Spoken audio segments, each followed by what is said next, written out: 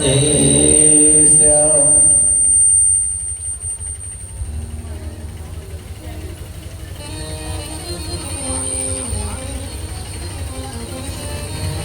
भगवान तीन कार्य करते हैं, कौन कौन से? विश्वोत्पत्त्यादि हेतवे, विश्व का पालन, सृजन, संहरण, ये तीनों भगवान के ही हाथ में है करना। क्योंकि भगवान हम सबका सृष्टि में रचना किए हैं, तो भगवान ही हम सबका पालन कर रहे हैं। ठाकुर जी हम सबका पालन कर रहे हैं। हमारे बस की बात नहीं है कि खेत में हम अन्न उपजा सके। कर्म कर सकते हैं, खेत को जोत सकते हैं, बिया डाल सकते हैं, खाद पानी भी डाल सकते हैं, पर हम फल नहीं उगा सकते। फल तो भगवान के ही हाथ में है देना। कर्म हम कर सकते हैं। कर्म प्रधान विश्व करेगा,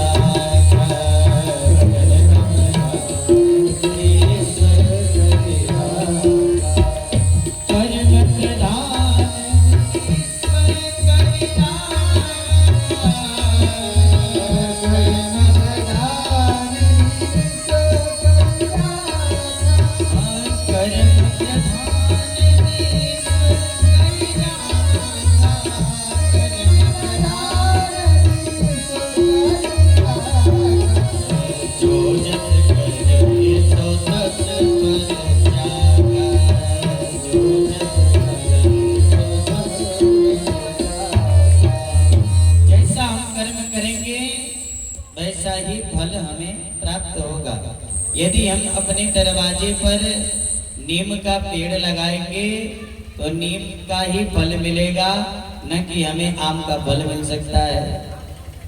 अगर आम्र फल पाना है तो आम्र का वृक्ष लगाइए। अगर अपने दरवाजे पर हम बबूल बोए हैं, कांटा का वृक्ष बोए हैं, तो कांटा ही मिलेगा, पुष्प नहीं मिल सकता। यदि पुष्प पाना है तो पुष्प का वृक्ष लगाना पड़ेगा।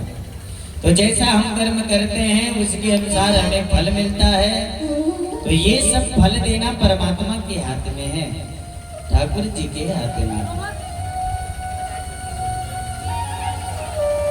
भगवान विश्व का पालन कर रहे हैं, भगवान ही विश्व का सृजन और संहरण तीनों का कार्य परमात्मा के हाथ में है। और ऐसे परमात्मा के श्री चरणों में हम सब मिल करके बारंबार प्रणाम करते हैं। श्री कृष्णाय वयं नमः, हम सब मिल करके बारंबार प्रणाम करते हैं। अच्छा, ऐसे परमात्मा की पावन चरण शरण ग्रहण करने से जीव को फल क्या मिलता है? भाई हम किसी के पास जाएंगे तो कुछ फायदा के लिए ही जाएंगे। यदि हम भगवान के पास जाएंगे, भगवान का भक्ति करेंगे, भगवान का कथा सुनेंगे, भगवान का भजन करेंगे, तो भाई भगवान से भी हमें कुछ चाहिए कि नहीं चाहिए? चाहिए। तो भगवान के पावन चरण शरण ग्रहण करने से जीव को फल क्या प्राप्त होता है? तो बतलाए कि भगवान की शरण में आने के बाद तत्क्षण जीव के तापत्रय समाप्त हो जाते हैं। 3 ताप तुरंत समाप्त हो जाते हैं। वो 3 ताप कौन कौन से हैं? गोस्वामी तुलसीदास जी रामचरितमानस में बड़ा ही सुंदर वर्णन किए। दैहिक दैहिक भौतिक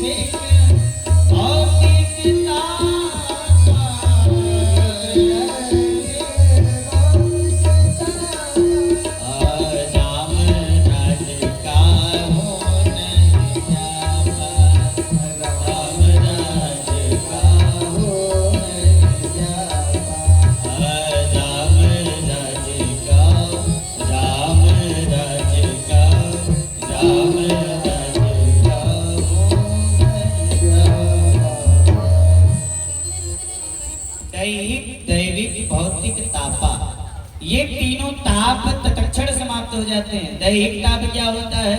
जो देह से बीमारी उत्पन्न होते हैं, जो देह से बीमारी उत्पन्न होते हैं, शरीर से बीमारी उत्पन्न होते हैं, ये तत्क्षण भगवान के चरणों में जाने के बाद समाप्त हो जाते हैं। जो भाव से, प्रेम से भगवान के शरण में आ जाता है, उनके ये ताप समाप्त हो जाते हैं। पुनर्दैविक, जो देवताओं के द्वारा हमें ताप मिलता है, जैसे भूकंप आ गया, ओलावृष्टि पड़ गई, सूखा पड़ गया, आदि आदि, बाढ़ आ गया, भूकंप आदि, ये सब दैविक ताप है। और भौतिक ताप है, भौतिक ताप क्या है? ये दैहिक, दैविक तो बहुत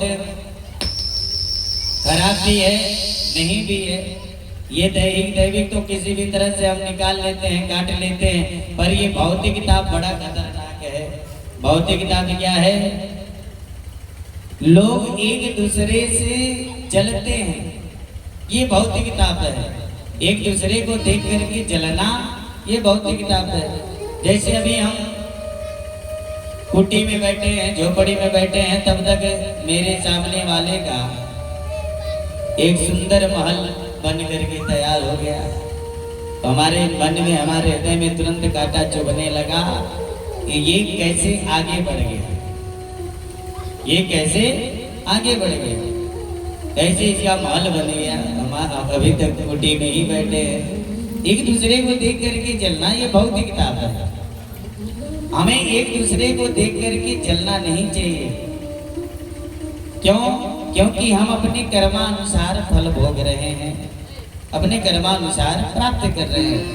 बैंक में हम खाता खुलवा लेंगे, तो खाता खुलवाने के बाद यदि हम पैसा नहीं जमा करेंगे उसमें से, और बाद में जाए बैंक से पैसा निकालने के लिए, मैनेजर साहब से कहे भैया हम आपके वहाँ खाता खुलवाए थे, हमें पैसा दीजिए, तो डांट करके भगा देगा। क्यों? क्योंकि आपने खाता खुलवाया है, पैसा तो जमा किया नहीं है। अगर पैसा जमा किए रहते तो आप निकालने के भी अधिकारी होते। खाता खुलवा लेने से ही हमें पैसा नहीं मिल सकता। खाता खुलवाए हैं तो उसमें पैसा भी जमा करना पड़ेगा, तभी मिल सकता है। उसी प्रकार मानव तन पालेना, इस सार्थकता नहीं होती है। मानव तन में हम पा करके भगवान का भजन करें, सत्संग करें, कथा श्रवण करें, दान पुण्य करें, ये मानव तन का सार्थकता है। क्योंकि बड़े भाग मानुष तन पावा, बड़े भाग मानुष तन पावा, बड़े भाग मानुष तन पावा।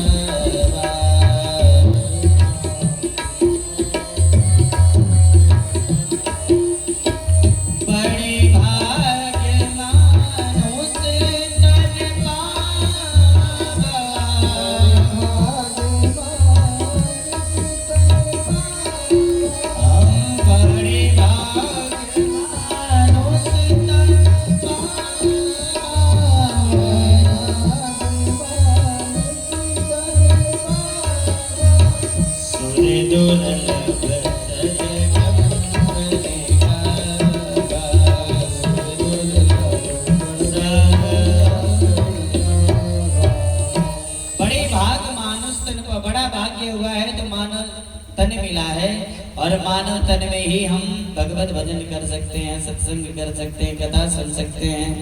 और किसी योनि में जाने के बाद भगवत कथा नहीं सुन पाएंगे। कोई बंदर से कहे भैया बैठ करके कथा सुनो, तो बंदर सुनेगा क्या? सुनेगा? नहीं सुनेगा। कोई कुत्ता से कहे कि कथा सुनो बैठ करके, वो नहीं सुनेगा। इसलिए मानव तन में ही हम भगवान का भजन कर सकते हैं, भागवत कथा सुन सकते हैं। तो मानव तन मिला है तो मानव तन को सार्थक किया जाए। घर में सोने से, बैठने से, खाने पीने से कुछ होने वाला नहीं है। साथ में जाएगा सिर्फ भगवत कथा, भगवत सत्संग, भगवत भजन, और कुछ भी नहीं जाएगा। कोई हमारे परिवार से जो चले गए हों भगवान के पास, वो कोई अपने अपने घरों से कुछ लेकर के गया है क्या? मतलब इतना मेहनत किए हैं, एक एक करोड़ रुपया, दो दो करोड़ रुपया कमाए परिवार के लिए, पर अपने लिए एक अंगूठी तक नहीं लेकर के गए, पर पत्नी को पूरा लाद करके गए, पूरी शरीर में सोना आदि पहना करके गए, अपने लिए एक अंगूठी तक नहीं लेकर के गए, क्योंकि इस संसार में कुछ हम लेकर के इस संसार से नहीं जा सकते। खाली मुट्ठी बांध करके आए हैं तो खाली हाथ ही जाना है। इसलिए कुछ भी अगर लेकर के जाना है तो भगवत भजन लेकर के जाना है। तो इसलिए इनसे हम विमुख ना हो, भगवत कथा श्रवण करें, भगवत सत्संग करें। तो ऐसे परमात्मा की पावन चरण शरण ग्रहण करने से ये तीनों ताप तत्क्षण जीव के समाप्त हो जाते हैं। कौन से? भगवान के पावन चरण शरण ग्रहण करने से। तो चाहे जिस भी परमात्मा का हम भजन करने लग जाए, जिसका भी जो भी चित्त में विराजमान हो जाए, महाराज राम जी, कृष्ण जी, शंकर जी, जिसका भी भजन हम करने लग जाएं, जो भी मन में बैठ जाए उनका ही भजन करने लग जाएं, क्योंकि भगवान ही राम के रूप में आए हैं, कृष्ण के रूप में आए हैं, शंकर जी के रूप में आए हैं। ऐसा कोई भी भक्त न सोचे कि शंकर जी का पूजा करेंगे तो राम जी हमारे रुष्ट हो जाएंगे, राम जी का पूजन करेंगे तो श्याम जी रुष्ट हो जाएंगे। ऐसा नहीं सोचना चाहिए, क्योंकि परमात्मा ही सर्वत्र विराजमान है। राम जी को भजेंगे तभी भी भगवान मिलेंगे, श्याम जी को भजेंगे तभी भी भगवान ही मिलेंगे। स्वयं भगवान का ही भजन करेंगे तो भगवान ही मिलेंगे। ऐसा मन में संदेह नहीं करना चाहिए कि हम हनुमान जी का भजन करेंगे तो राम जी हमारे रुष्ट हो जाएंगे। नहीं, जो मन में आ जाए, जो मिल जाए, उसी का ही भजन हम करने लग जाए, क्योंकि हरि व्यापक सर्वत्र समाना, सर्वत्र समाना, हरि व्यापक सर्वत्र समाना, हरि व्यापक, हरि व्यापक सर्वत्र समाना,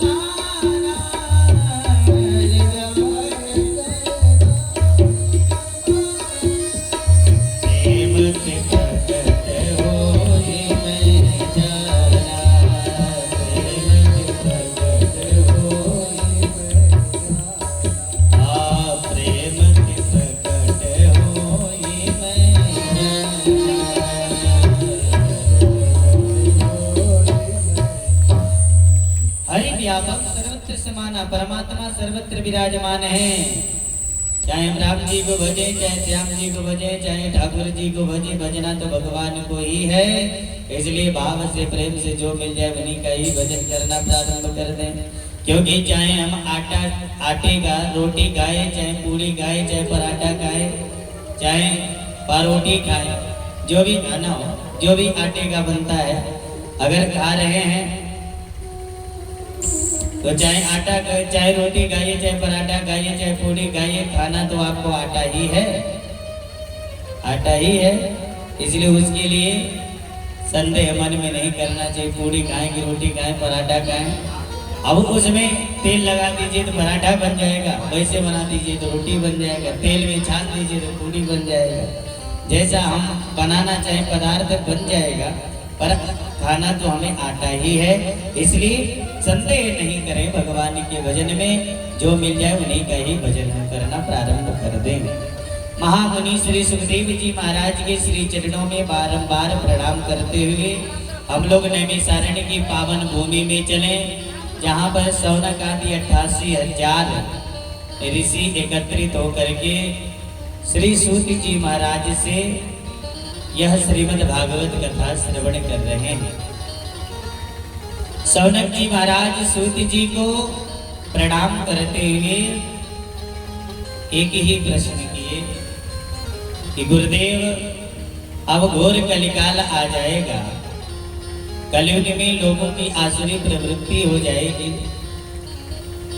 लोगों के हृदय में, मन में अज्ञानता प्रवेश कर जाएगा, ज्ञान का किंचित भी प्रवेश नहीं रहेगा। इसलिए समस्त ज्ञान का उपदेश देने की कृपा करें, क्योंकि हमारे हृदय में अज्ञानता का प्रवेश हो चुका है। अब हमारे हृदय में अज्ञान का अंधकार व्याप्त है। अज्ञान के अंधकार को दूर करने के लिए आपके पास करोड़ों सूर्य के समान मणि है, ज्ञान का मणि। जिनके पास ज्ञान का मणि है उसके पास समझिए कि वो करोड़ों सूर्य, कोटि सूर्य समप्रभा, करोड़ों सूर्य के समान वह है महाराज। सूत जी महाराज से सोने जी ने कहा कि आपके पास गुरुदेव भगवान की कृपा है, ज्ञान आपके हृदय में विराजमान है। हम लोगों के हृदय में अज्ञानता का प्रवेश हो चुका है, अज्ञान व्याप्त है, अज्ञान का अंधकार व्याप्त है। यदि आपकी कृपा हो जाए तो थोड़ा सा ज्ञान का दीपक हम लोगों के हृदय में भी प्रज्वलित कर देंगे, चिनगारी थोड़ा सा लगा देंगे तो हमारा भी अज्ञान का अंधकार दूर हो जाएगा। अज्ञेय अज्ञान ध्वांत विध्वंस कोटि सूर्य समप्रभा सोताख्यायी कथा सारम मम करण रसायनम।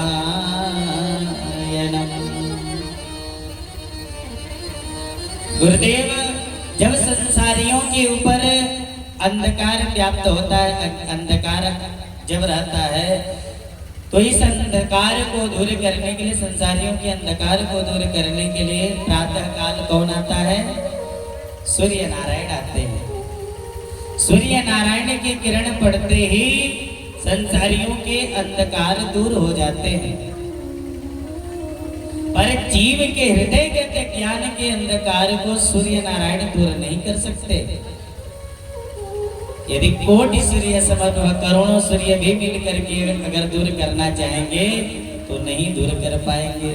अज्ञान के अंधकार को दूर करने के लिए सिर्फ आपके ही ऊपर है कृपा, गुरुदेव भगवान। इसलिए अपने गुरु प्रसाद का किरण हम लोगों के हृदय पटल में थोड़ा सा डाल दीजिए, जिससे हम लोगों का ज्ञान का अंधकार दूर हो जाए, ज्ञान प्रवेश करें, ज्ञान हो।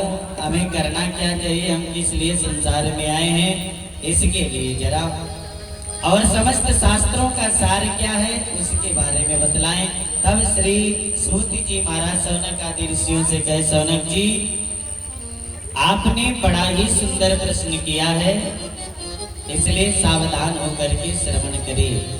देखिए, कोई भी व्यक्ति अगर किसी को कोई कीमती वस्तु देता है तो लेने वाले को सावधान कर देता है कि भैया बड़ा संभाल करके रखिएगा, क्योंकि बहुत कीमती वस्तु है।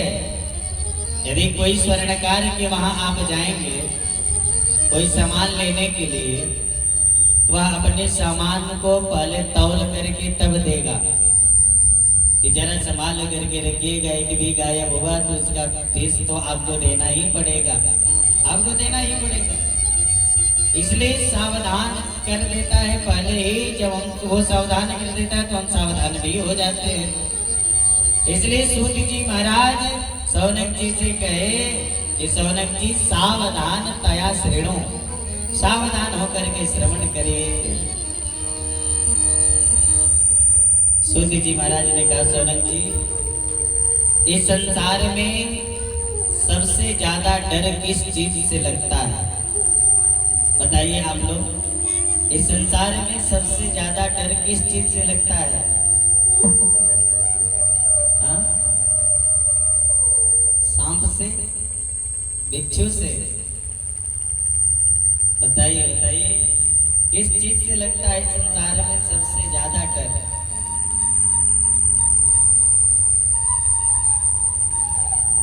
मृत्यु से। किससे? मृत्यु से। मरने का डर सबको रहता है, कहीं प्राण निकल जाए, कब निकल जाएगा किसी को पता नहीं। अभी तो बेटा का विवाह करना है, अभी बहू देखना है, नाती पोता खिलाना है, उनका भी विवाह करना है। हमारी इच्छा कभी भी समाप्त नहीं हो सकती। यदि घर बन गया तो एक गाड़ी होना चाहिए चलने के लिए, तो दो पहिया हुआ तो दो पहिया से चार पहिया भी हो जाए, तो हेलीकॉप्टर भी हो जाए। तो महाराज ये समाप्त होने वाला नहीं है, तो लोग मरना ही नहीं चाहते। ये नहीं सोचेंगे कि अब हमारी मृत्यु हो जाए, ये कोई नहीं कहेगा। तो श्री सूत जी महाराज के सौनक जी, इस संसार में मरने का डर सबको रहता है, पर इस मृत्यु भय को दूर करने के लिए महामुनि श्री सुखदेव जी महाराज ने कलिकाल में श्रीमद् भागवत कथा को प्रकट किया है। मृत्यु से कभी भी छुटकारा नहीं मिल सकता, पर मृत्यु भय से छुटकारा मिल सकता है। मृत्यु भय से, जो हमको मृत्यु भय लगा रहता है, यह मृत्यु हो जाएगी, यह मृत्यु हो जाएगी, ये मृत्यु भय समाप्त हो जाएगा।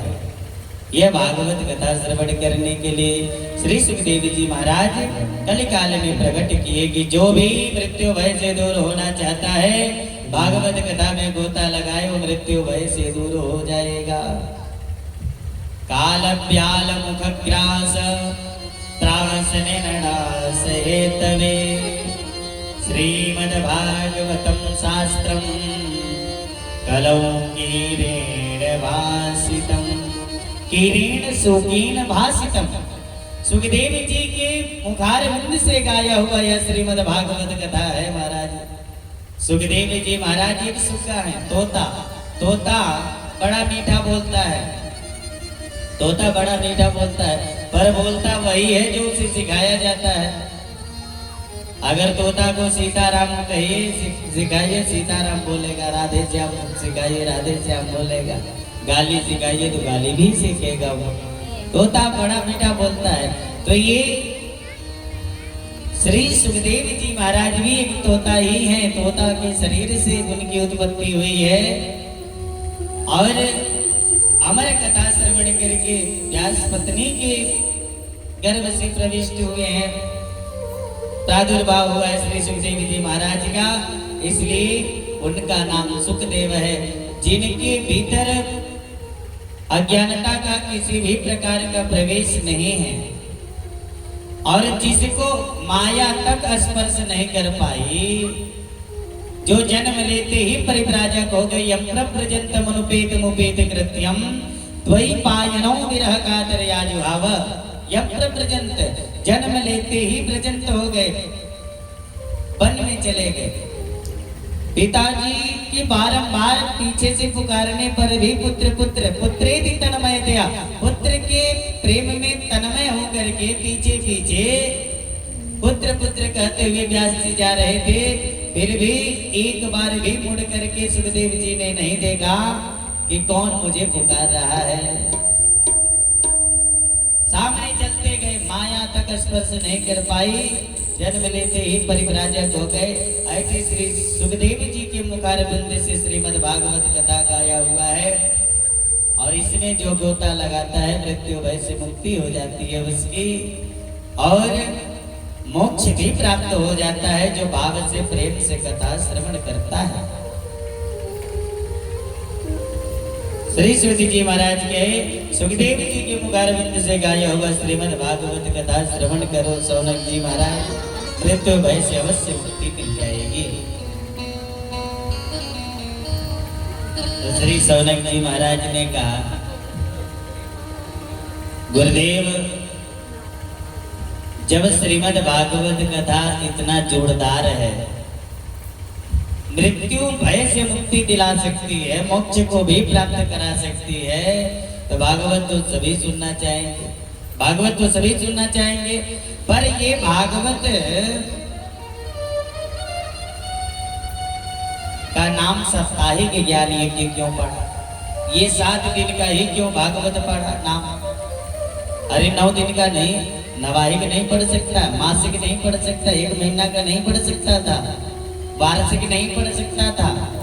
अगर पढ़ सकता था तो इसका साप्ताहिक नाम क्यों पढ़ा? साप्ताहिक ज्ञान यज्ञ।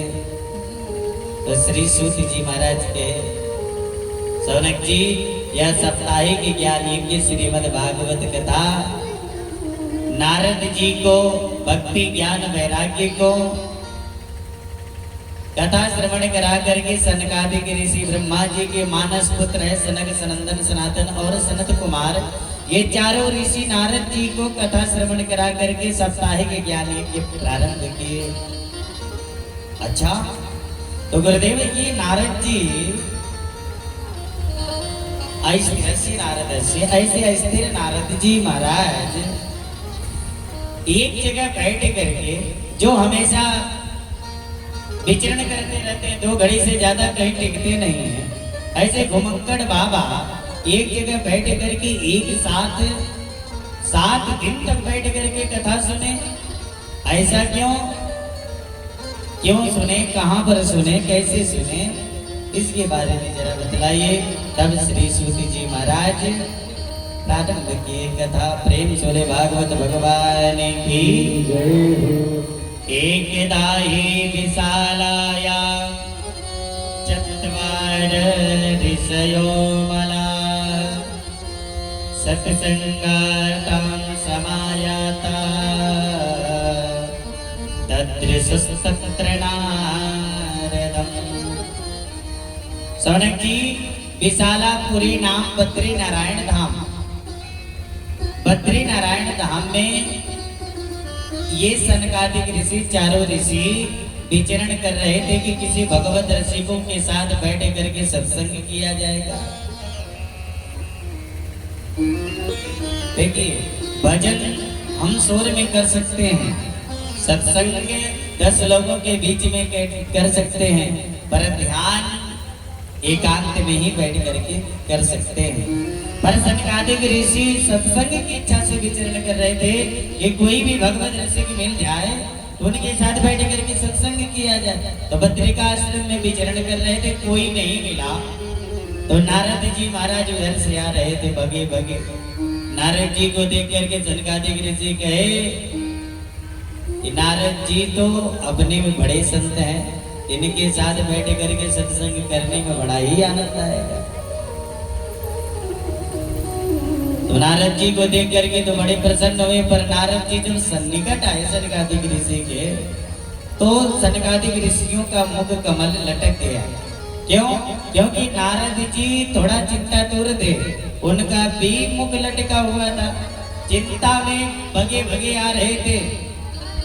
सनकादिक ऋषि नारद जी का हाथ पकड़ करके कहे, अरे नारद जी, कथम दीन मुखः कुतश्चिन्तातुरो भवान त्वरितं गम्यते कुत्र कुतश्चागमनं तव।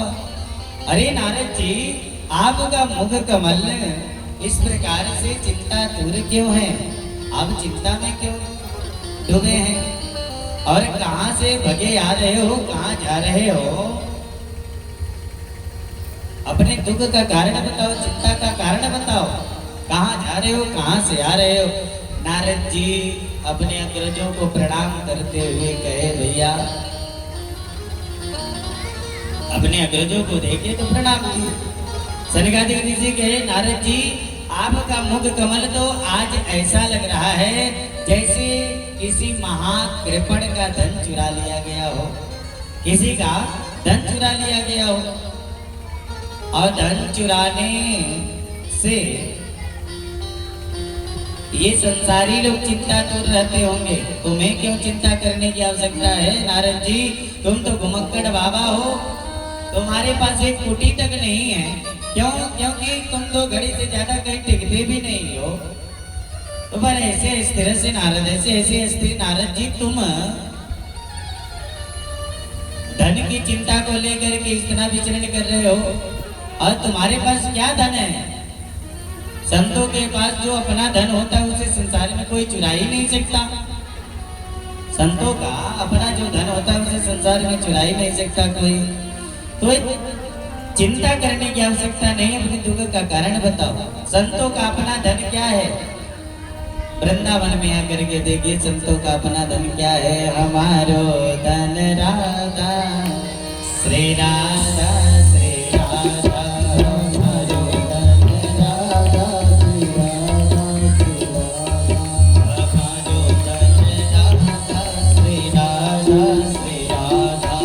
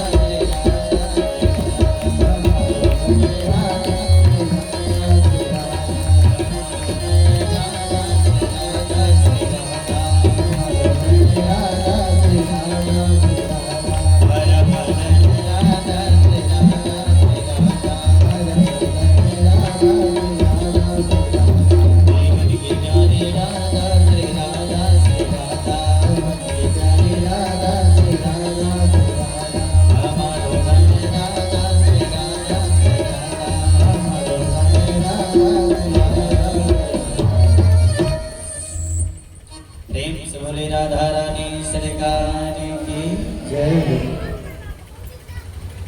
सनकादिक ऋषि कहे नारद जी, भगवान का नाम ही संतों का अपना धन है, जिसे संसार में कोई चुरा ही नहीं सकता। तो नारद जी, आपका क्या चुरा लिया गया, आप क्यों चिंता कर रहे हैं? इस प्रकार से जब सनकादिक ऋषि नारद जी से पूछे तो नारद जी अपने अग्रजों को प्रणाम करते हुए कहे, भैया यदि आप हमसे हमारे चिंता का कारण पूछ रहे हैं तो हम आपको अपने चिंता का कारण बतला रहे हैं, उसे ध्यान से सुनिए। भैया, जैसे आप सत्संग की इच्छा से विचरण कर रहे हैं, वैसे हम भी इस धरातल पर सत्संग की इच्छा से विचरण कर रहे हैं। सत्संग की इच्छा से विचरण कर रहे थे कि कोई भी भगवत रसिक मिलेगा तो उनके साथ बैठ करके हम सत्संग करेंगे। महाराज, संसार के इस भारत भूमि के प्रत्येक तीर्थ में हम गए, प्रत्येक तीर्थ में सत्संग की इच्छा को लेकर के हम गए, पर किसी भी तीर्थ में हमें सत्संग करने को नहीं मिला। किसी भी तीर्थ में हमें सत्संग करने को नहीं मिला। महाराज, पुष्करम च प्रयागम च काशीम गोदावरी तथा हरिक्षेत्रम कुरुक्षेत्रम श्रीरंगम सेतुवंदनम एवमादिश तीर्थेषु ब्रह्ममाणी कस्ततः। महाराज, पुष्कर में गया, प्रयागराज में, काशी जी में गया, गोदावरी में गया, हरिक्षेत्र कुरुक्षेत्र श्रीरंग सेतुबंध आदि आदि प्रत्येक तीर्थ में हम गए, फिर भी मेरे चित्त को शांति नहीं मिला, सत्संग करने को नहीं मिला। तो मैंने सोचा कि चलो संतों को ही देख लेते हैं। तो संतों के वहां भी महाराज हम गए, तो संतों के वहां भी विडंबना, संतों की वहां भी सत्संग करने को नहीं मिला। तो मैंने सोचा कि चलो इन संसार वासियों के गृहस्थों को ही देख लेते हैं, तो शायद गृहस्थों के वहां सत्संग करने को मिल जाए। तो हम गृहस्थों के वहां गए, क्योंकि गृहस्थों के पास 24 घंटे का समय है। 24 घंटों में एक आध घंटे तो अवश्य निकालने के सत्संग करने के लिए। और हम गृहस्थों के वहां गए तो मैंने क्या देखा कि गृहस्थ अपने में ही परेशान है, तो दूसरे वह भजन कैसे करेंगे, सत्संग कैसे करेंगे। सरकारी ऋषि गए, गृहस्थ अपने में परेशान है, वो कैसे नारद जी? तो कहे कि सुनिए महाराज, तरुणी प्रभुता गे श्याल को बुद्धिदायक कन्या विक्रयणो लोभा दंपति नाम च कलकलम। तरुणी प्रभुता गे, माता पिता का सेवा कब तक किया जा रहा है घर में? जब तक माता पिता ने तिजोरी की चाबी नहीं सौंपी। जहां सर्वाधिकार पुत्र को प्राप्त हुआ, फिर देवी जी का चलावा, बहू का चलावा चलने लगा। तो फिर माता पिता का या तो घटिया किसी तीर्थ यात्रा में डाल दिया जा रहा है, या तो किसी खेत में डाल दिया जा रहा है। अगर जबरदस्ती माता पिता घर में बैठे भी हों, अगर घर में कोई पुत्र बढ़िया कार्य कर रहा है, कोई बड़ा कार्य कर रहा है, तो माता पिता से ना किसी भी प्रकार का चर्चा, ना किसी प्रकार का परामर्श, किसी भी प्रकार का परामर्श नहीं लिया जा रहा है गृहस्थों के वहां बच्चों से। तो परामर्श किससे लिया जा रहा है? तो श्याल को बुद्धिदायक, ससुराल से साले साहब को बुलवाया जाता है। हमारे ब्रज में एक कहावत है, दीवाल बिगाड़ो आरो घर बिगाड़ो सारो। दीवाल, अगर घर की दीवाल में ज्यादा अलमारी निकालेंगे तो दीवाल कमजोर हो जाएगा, घर कमजोर हो जाएगा। और यदि घर के मामलों में साले साहब को बुलाओगे तो घर बर्बाद हो जाएगा। इसलिए तनिक भी संदेह नहीं, क्योंकि आपने महाभारत देखा होगा, सतुनी मामा वो भी एक सारे ही थे, वो तो पूरा खानदान को ही समाप्त करा दिए, ऐसा पासा थे के महाराज। घर का परामर्श तो लिया जाए, खूब लिया जाए, पर साले साहब से नहीं। घर में माता पिता हैं तो माता पिता से परामर्श लिया जाए। महाराज स्याले को ससुराल से साले साहब को बुलवाया जाता, उनसे परामर्श लिया। यहाँ तक कि महाराज कन्या विक्रय लो बात, बेटा बेटियों का विक्रय होने लग गया है। महाराज संबंध नहीं सौदा हो रहे हैं, जहाँ सौदा पट जाए वहीं समधी बन जाए, जहाँ सौदा पट जाए वहीं समधी बन जाए। बेटा बेटियों का विक्रय होने लग गया है। महाराज ये सब होने के बाद भी दंपति नाम च कलकनम, पति पत्नी में आए दिन कलह मचा करता है। महाराज गृहस्थों को ऐसी विडंबना देख करके तो मेरा ही चित्त नहीं किया, मेरा ही मन नहीं किया कि हम उनके साथ बैठे करके भजन करें, सत्संग करें। वहां से तो हम भागे, तो मैंने सोचा अब कहाँ चला जाए। तो महाराज तब हम वृंदावन गए। वृंदावन स्मरण आया मेरे मन में कि वृंदावन में मेरे चित्त को अवश्य शांति मिलेगी, क्योंकि वहां पर ठाकुर जी स्वयं लीला किए हैं 84 कोस तक विचरण करके। तुम्हारे चित्त को अवश्य वहां शांति मिलेगी।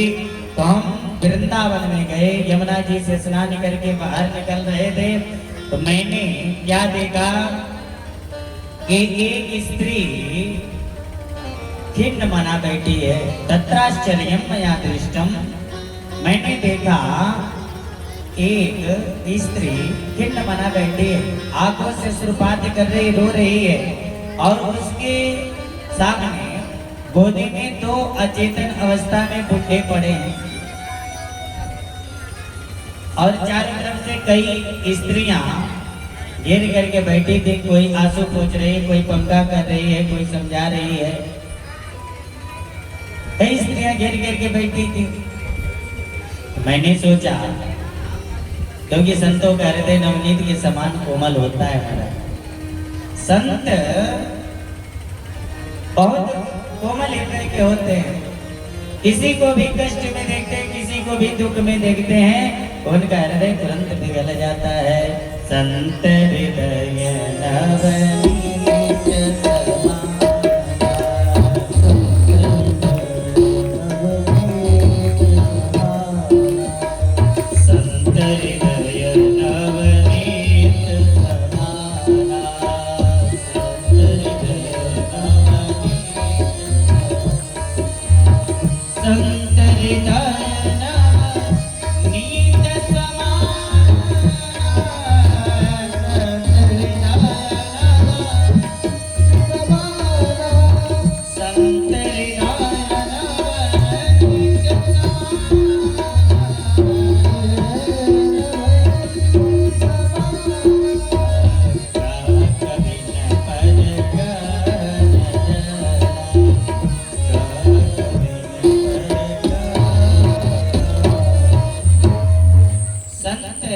नवनीत नवनीत मतलब जानते हैं? नवनीत मतलब होता है मक्खन। मक्खन कितना कोमल होता है, मक्खन की तरह संतों का हृदय कोमल होता है। किसी को कष्ट में देखते हैं हृदय पिघल जाता है। नारद जी महाराज भी एक संत हैं। जब उस देवी को कष्ट में देखे, रोते हुए देखे, तो नारद जी कहे, भैया हम उस स्त्री के पास जाना चाह रहे थे। थोड़ा दूर गए भी, पर मन बदल गया। क्यों?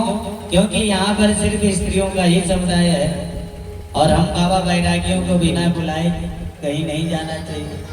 और हम बिना बुलाए अगर उन स्त्रियों के पास जा करके पूछते कि देवी तुम कौन हो, क्यों रो रही हो, कहीं उसने उल्टा सीधा जवाब दे दिया, चल बाबा तू हम स्त्रियों के बीच में कहाँ घुसा चला रहा है, तो वहां से लज्जित होकर के भागना पड़ेगा। इससे बढ़िया हम पहले ही वहां से किनारा घस लिए, क्योंकि माताओं का हृदय बड़ा कोमल होता है। कब रोने लग जाए, कब हंसने लग जाए, कहीं भी पता नहीं चलता। अभी रो रही है तो अगले मिनट में हंसने लग जाए। इसलिए माताओं का हृदय बड़ा कोमल होता है। संतों की बात भी आज नारायण जी महाराज भैया अपने अग्रजों को प्रणाम करते हुए, भैया हम तो गए पर पूछने का साहस नहीं हुआ, लौट पड़े। तो जब लौटे तब उस देवी की दृष्टि पड़ी तो उनको पुकारी, भो भो साधो क्षणं तिष्ठ मच्चिन्तामपि नाशय, दर्शनं तव लोकस्य सर्वथा हरं परम्। अरे नारद जी महाराज, दो घड़ी रुकिए तो सही। महाराज, आपके दर्शन मात्र से जीव के पाप ताप संताप सब समाप्त हो जाते हैं। आपकी कृपा से तो ध्रुव जी महाराज भक्ति के परम आचार्य बन गए और 5 वर्ष की उम्र में ठाकुर जी को प्राप्त करके ध्रुव तारा बन करके चमक रहे हैं। और आपका अनुग्रह प्राप्त करके कयाधु नंदन प्रहलाद भी भक्ति के परम आचार्य बन गए। नरसिंह रूप धारण करके ठाकुर जी ने दर्शन दिया। महाराज, हमारे इन दोनों बालकों के ऊपर भी कृपा करिए। नारद जी महाराज चिंतातुर पुनर हो गए। ये जो 2 पुटे हैं ये आपके बच्चे हैं, दोनों पुत्र हैं। देवी ने कहा कि हाँ महाराज। तो नारद जी कहे भैया तब हम उन देवी से जाकर के उनका परिचय पूछे। देवी का सिक्वम, आप कौन हैं? और का विमाऊ, ये जो दोनों पुटे चेतन अवस्था में पड़े ये दोनों कौन है, आपके क्या लगते हैं? और का इमा, ये जो देवियां स्त्रियां घेर करके बैठी ये कौन है, आपकी लगती क्या है? बद देवी से विस्तारम से दुख से कारणम, अपने दुख का कारण बताओ। जब हम इस प्रकार से पूछे तब उस देवी ने अपना परिचय दिया। अहम भक्ति ऋतिख्याता इमो में तनयो मतो ज्ञान वैराग्य नामानो काल योगी नजरो। महाराज, मेरा नाम भक्ति है, मैं भक्ति के नाम से विख्यात हूँ। ये जो दोनों अचेतन अवस्था में बुढ़े पड़े ये दोनों मेरे बच्चे हैं। कलयुग के प्रभाव से हमारी दोनों बच्चों की ये स्थिति हो गई। अरे ठाकुर जी की कृपा से तो मैं जैसे ही वृंदावन में प्रवेश हुई नव युवती संपन्न हो गई, नव यौवन संपन्न हो गई। पर न जाने कलयुग का प्रभाव कैसा हुआ कि दोनों मेरे बच्चे बुढ़े हो गए, ऐसे अचेतन अवस्था में हो गए। महाराज, मैं अपना पूरा परिचय आपको बतलाऊं। महाराज, मैं दक्षिण भारत में पैदा हुई, कर्नाटक में बड़ी हुई, महाराष्ट्र आदि प्रदेशों में मेरा कहीं कहीं बड़ा सम्मान भी हुआ। पर कई प्रदेश ऐसे भी थे जहां से पाखंडियों से खंडित होकर के मुझे भागना पड़ा। तो मैं जैसे ही वृंदावन में आई, महाराज ठाकुर जी की कृपा से नवजौवन संपन्न हो गई। पर मेरे बच्चों की यही स्थिति हो गई और यही स्थिति मेरे बच्चों की रही। तो महाराज, इदम स्थानम परित्यज्य विदेशे गम्यते मया। महाराज, यही स्थिति मेरे बच्चों की रही तो मैं भी इस भारत भूमि को छोड़ करके विदेश में चली जाऊंगी। तो नारद जी महाराज के भैया, जो भी धर्म कार्य कुछ भारत भूमि में दिखाई दे रहा वो सब आप ही के कारण दिखाई दे रहा है, आप ही के कारण दिखाई दे रहा है। और यदि भक्ति ही इस भारत भूमि को छोड़ करके चली जाएगी तो जो ये मंगल कार्य कुछ धर्म कार्य दिखाई दे रहे हैं, भगवत कथा सत्संग भजन दिखाई दे रहा है, ये सब समाप्त हो जाएगा। माँ, आप इस भारत भूमि को छोड़ करके न जाइए। आप तो धन्य हैं कि आप स्वयं वृंदावन भूमि पर बैठी हैं और ठाकुर जी के श्री चरणों में बैठी हैं, जहाँ ठाकुर जी ने स्वयं अवतार लेकर के अनेक लीला किए हैं। वह गोविंद कहीं और नहीं चले गए, आज भी हमारे मध्य विराजमान है। माँ, आपका दुख अवश्य दूर हो जाएगा। आप तो गोविंद के चरणों का ध्यान करो। जिस परमात्मा ने ब्रज मंडल में रह करके ब्रज की रक्षा करी है, वह परमात्मा आज भी इसी मध्य विराजमान है। आप तो गोविंद के श्री चरणों का ध्यान करो दुख अपने आप दूर हो जाएगा। भक्ति मैया को श्री नारद जी महाराज विविध रूप से समझा रहे हैं, माँ आप इस स्थान को छोड़ करके न जाइए, विदेश में जाइए, क्योंकि विदेश में जाने की सबकी दृष्टि लगी है, सभी लोग विदेश जाना चाहते हैं, चाहे वह कोई व्यापारी हो, चाहे कोई संत हो, चाहे कोई कथावाचक ही क्यों ना हो, सभी की दृष्टि विदेश की तरफ है। पर भक्ति भी अगर भारत को छोड़ करके विदेश चली जाएगी तो धर्म कार्य भगवत भजन सब समाप्त हो जाएगा, और भगवत भजन समाप्त हो जाएगा तो भक्त भी नहीं रहेंगे, और भक्त नहीं रहेंगे तो भगवान का भी नामो निशान भारत भूमि से मिट जाएगा। इसलिए आप इस स्थान को छोड़ करके न जाए, गोविंद के चरणों का ध्यान करिए। प्रेम से बोले गोविंद भगवान की जय। ब्रज के नंद लाला श्री राधा जो को सावरिया सावरिया, सब दुख दूर हुए जब तेरा नाम लिया।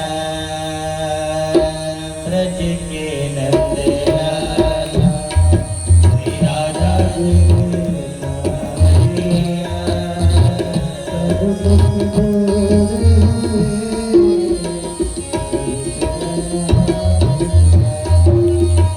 ब्रज के नंद लाला श्री राधा जो को सावरिया सावरिया, सब दुख दूर हुए जब तेरा नाम लिया। दुख दूर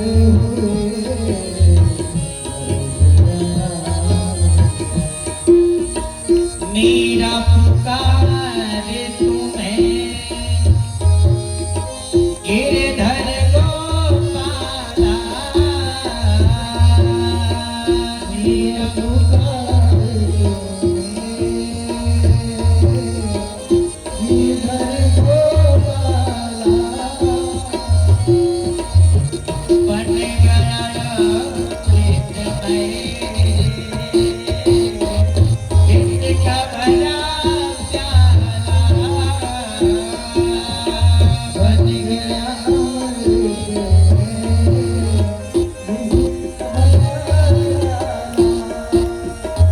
इसका भला प्याला,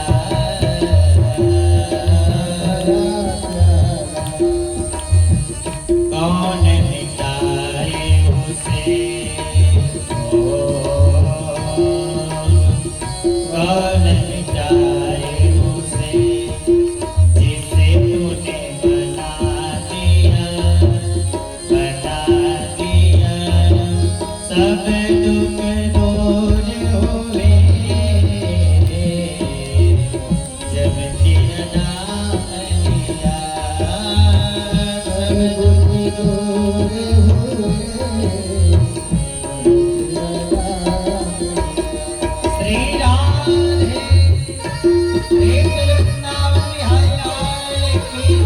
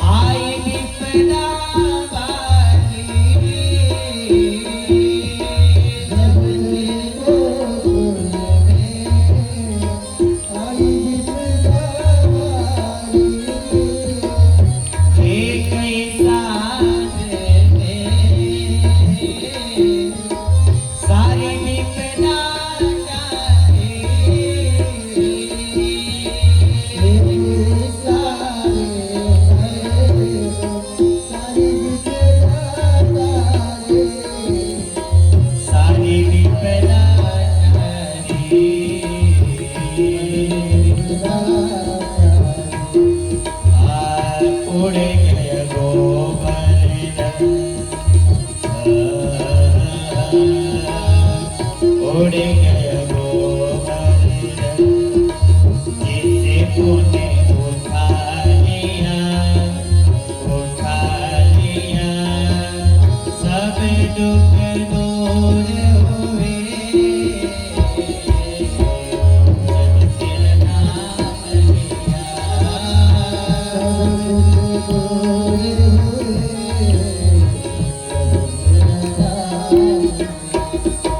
श्री राधे पूरे प्रयाग गा करके जय हो।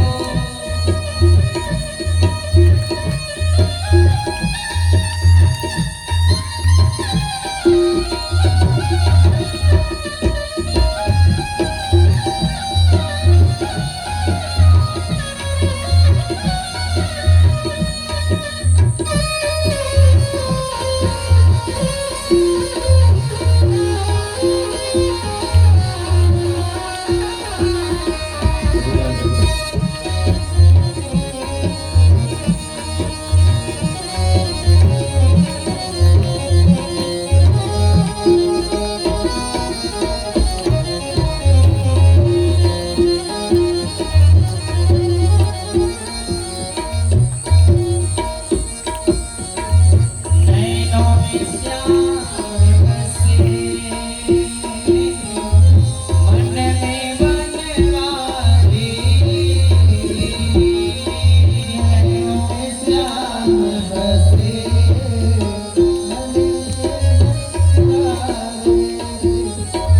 सुध विसराय गई मुरली की धुन प्यारी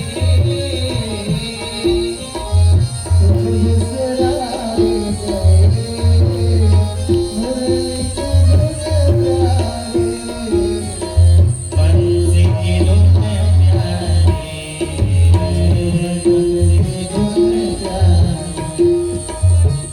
मेरे मन मंदिर में मेरे मन मंदिर में रात रजब रसिया सब दुख दूर हुए जब तेरा नाम लिया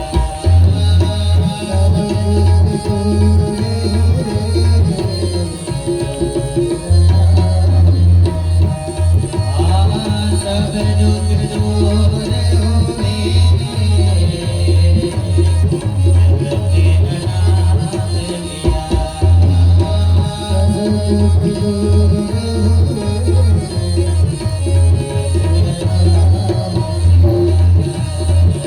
जब तेरा नाम लिया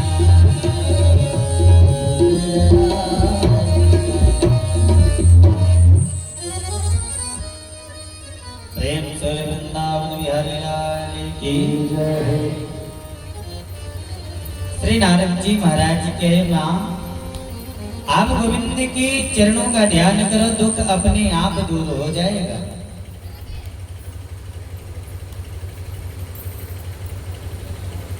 गोविंद की चरणों का ध्यान करो। भक्ति मैया को खूब समझाए नारद जी महाराज। श्री भक्ति मैया नारद जी का खूब गुणगान गा रही हैं। धन्य है नारद जी जिसकी महिमा साक्षात भक्ति मैया गा रही हैं, जिसकी महिमा साक्षात भक्ति मैया गा रही हैं। जयति जगति माया यस्य कायाधवस्ते वचन रचनमेकं केवलं च कलय्य ध्रुवपदमपि यातो यदि कृपातो ध्रुवोऽयं सकलकुशलपात्रं ब्रह्मपुत्रं नतास्मि। हे ब्रह्मा जी के मानस पुत्र आप धन्य हैं, धन्य हैं। नारद जी के खूब महिमा गाई भक्ति मैया। पुनः नारद जी महाराज ज्ञान वैराग्य के पास आकर के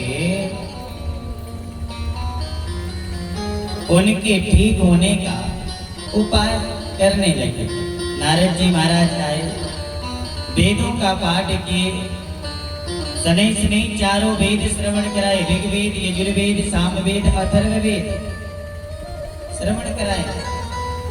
फिर भी ज्ञान वैराग्य की अचिंता दूर नहीं हुई महाराज, बेहोशी हालत दूर नहीं हो पाया। पुनर्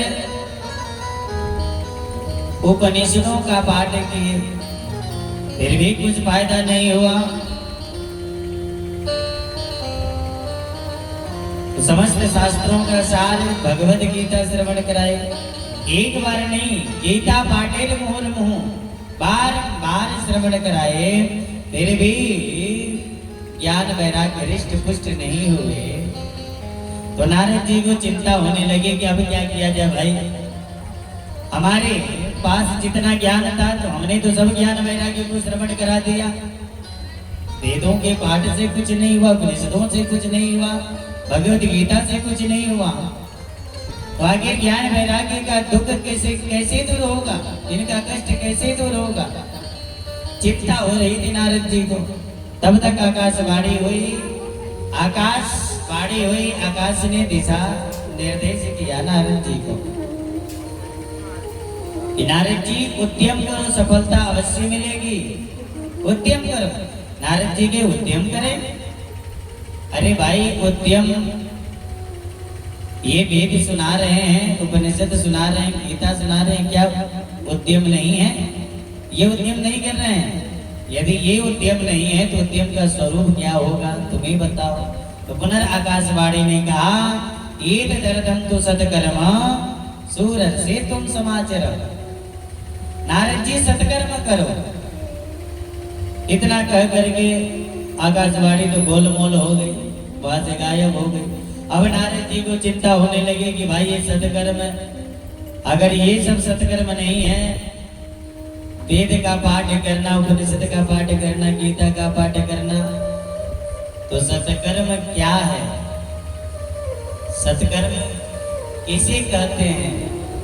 तो सत्कर्म का पता लगाने के लिए नारद जी निकल पड़े। रास्ते में जो भी ब्राह्मण मिले, जो भी संत मिले, सबसे पूछने लगे, ये बताओ सत्कर्म किसे कहते हैं? तो जो बड़े बड़े सिद्ध कोटि के संत थे, वह तो पहले ही मौन व्रत धारण कर लिए। अरे ऐसे स्थिर से नारद से, ऐसे अस्थिर नारद जी जो अपने में बड़े संत हैं,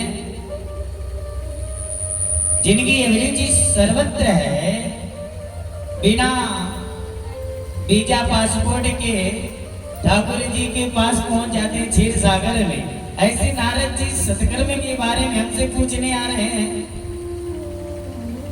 तो नारद जी को देख करके बड़े बड़े संत मौन व्रत धारण कर लिए कि कहीं अगर उल्टा सीधा जवाब दे दिए तो नारद जी हैं भाई, कहीं लेने के देने न पड़ जाए। इससे बढ़िया यही है कि मौन व्रत धारण करके बैठ जाओ। तो मौन व्रत धारण कर लिए कि जब मौन व्रत खुलेगा तब हम बात करेंगे नारद जी, अभी आप जाइए। तो नारद जी वहाँ जब छोटे जो बड़े बड़े संत सिद्ध कोटि मौन व्रत धारण कर लिया, जो छोटे छोटे संत थे, जो अभी संतत्व उनके भीतर जागृत हुआ है, वह पहले ही हाथ जोड़ करके किनारा कस लिए, रास्ते से ही हट गए। अब भाई छोटे मोटे संत महात्मा, बड़े बड़े सिद्ध कोटि के जो हैं संत, वो मौन व्रत, छोटे मोटे ब्राह्मण क्या करेंगे नारद जी के सामने? अगर पता भी होगा तो नहीं बतलाएंगे, क्योंकि अब कोई लखनऊ का डॉक्टर आकर के गजपुर के किसी भी मेडिकल स्टोर पर जाकर के पूछे, भैया आपको घाव का दवा क्या है? किसी भी मरीज के बारे में पूछे कि इस मरीज का दवा क्या है, इस रोग का दवा क्या है, अगर डॉक्टर को पता भी होगा तो नहीं बतलाएगा। क्यों? क्योंकि वो लखनऊ का डॉक्टर पीजीआई से आया हुआ हमसे पूछ रहा है, तो कहीं अगर हम उल्टा सीधा जवाब दे दिए, कहीं गलत निकल गया दवा का नाम, तो घटिया खड़ा कर देगा, ये लेना क्या देना पड़ जाए। इससे बढ़िया भैया हाथ जोड़ करके खड़े हो जाओ, पता है तभी भी, नहीं पता है तभी भी। वो नहीं बतलाएगा। तो नारद जी को देख करके सब संत महात्मा किनारा कस लिए, महाराज कोई नहीं बतला पाया, कोई नहीं बताया। तो महाराज कहीं से कुछ भी पता नहीं चला, तो हमने सोचा कि चलो अब कहीं से अगर पता नहीं चला सत्कर्म के बारे में, तो हम बद्रीनाथ में ही नर नारायण से ही पूछ करके आते हैं। तो हम बद्रीनाथ में सीधे नर नारायण से भेंट करने के लिए आ गए। वो दोनों तो नहीं मिले, पर आप मिल गए। अगर आपने हमारी चिंता का कारण पूछी है, तो हमने आपको सब चिंता का कारण बतला दिया। अब आप ही, यदि आपको पता हो तो कृपा करके आप ही बतलाइए, सत्कर्म किसे कहते हैं। तो सनकादिक ऋषि के बस नारद जी इतनी छोटी सी बात को लेकर के पूरी भूमंडल में विचरण कर रहे हो, बिल्कुल चिंता त्याग दो, समाधान मेरे पास है। नारद जी के आपके पास समाधान प्राप्त है। महाराज तो जल्दी बताइए, हमारी चिंता बढ़ी जा रही है। तो सनकादिक ऋषि कहे नारद जी वो और कोई सत्कर्म नहीं है, आप जो है साप्ताहिक विधि से श्रीमद् भागवत कथा श्रवण कराइए ज्ञान वैरागी को। आशा ही नहीं पूरा विश्वास है कि ज्ञान वैराग्य हृष्ट पुष्ट हो जाएंगे श्रीमद् भागवत कथा श्रवण करके। अच्छा महाराज, नारद जी कहे कि मुझे विश्वास नहीं हो रहा है कि भागवत कथा सुन करके ज्ञान वैराग्य हृष्ट पुष्ट हो जाएंगे। सनकादिक ऋषि कहे क्यों नारद जी? तो नारद जी ने कहा इसलिए महाराज क्योंकि मैं भी भागवत पढ़ा हूँ, मैं भी अपने पिता ब्रह्मा से भागवत पढ़ा हूँ, और मैं जानता हूँ कि भागवत में क्या है क्या नहीं है। मैं जानता हूँ कि भागवत जो है वेदों का अर्थ भागवत है, वेदों का अर्थ भागवत है। जब हमने वेद चारों वेद श्रवण करा दिया ज्ञान वैरागी को, उपनिषद श्रवण करा दिया, भगवत गीता श्रवण करा दिया, उससे जब कुछ नहीं फायदा हुआ, तब वेद सुनाने से जब कोई फायदा ना, तो वेद के अर्थ से क्या फायदा हो सकता है? मुझे विश्वास नहीं होता। सनकादिक ऋषि कहे नारद जी आपने वेद का पाठ किया, उपनिषद का पाठ किया, भगवत गीता का पाठ किया,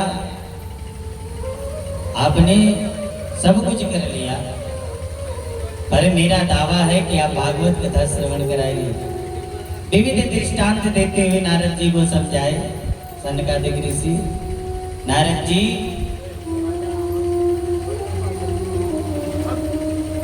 आम्र फल होता है, आम्र फल होता है। अब आम्र फल आम्र वृक्ष ही देता है, आम्र वृक्ष से ही आम्र फल निकलता है।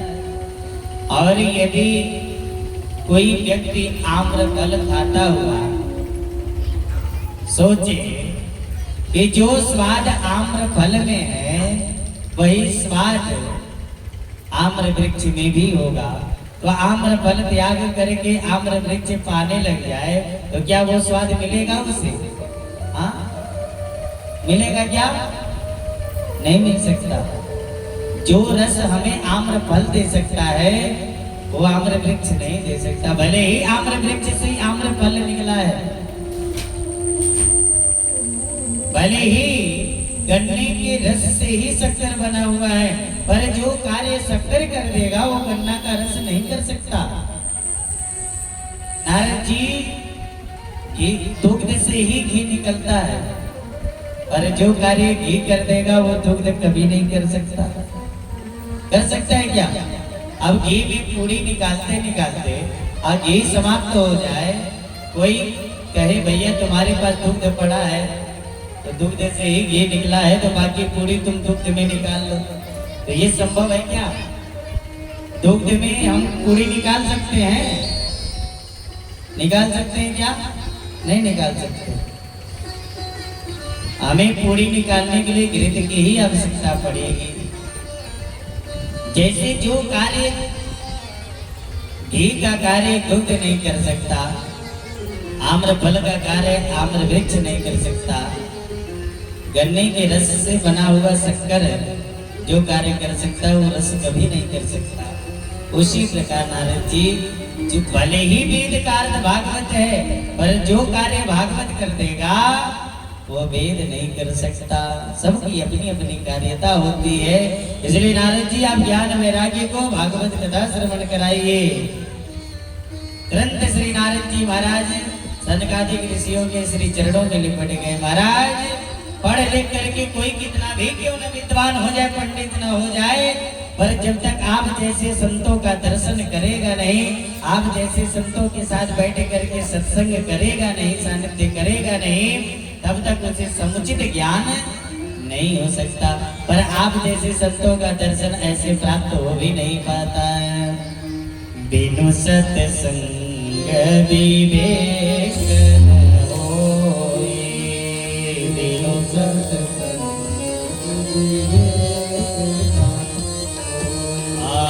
बिनु सत्संग विवेक न होई, बिनु सत्संग बिनु सत्संग विवेक न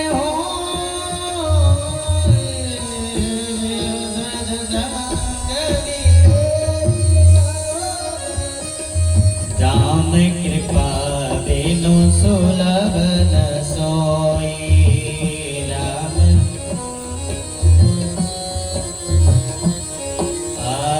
राम कृपा बिनु सुलभ न सोई, राम कृपा।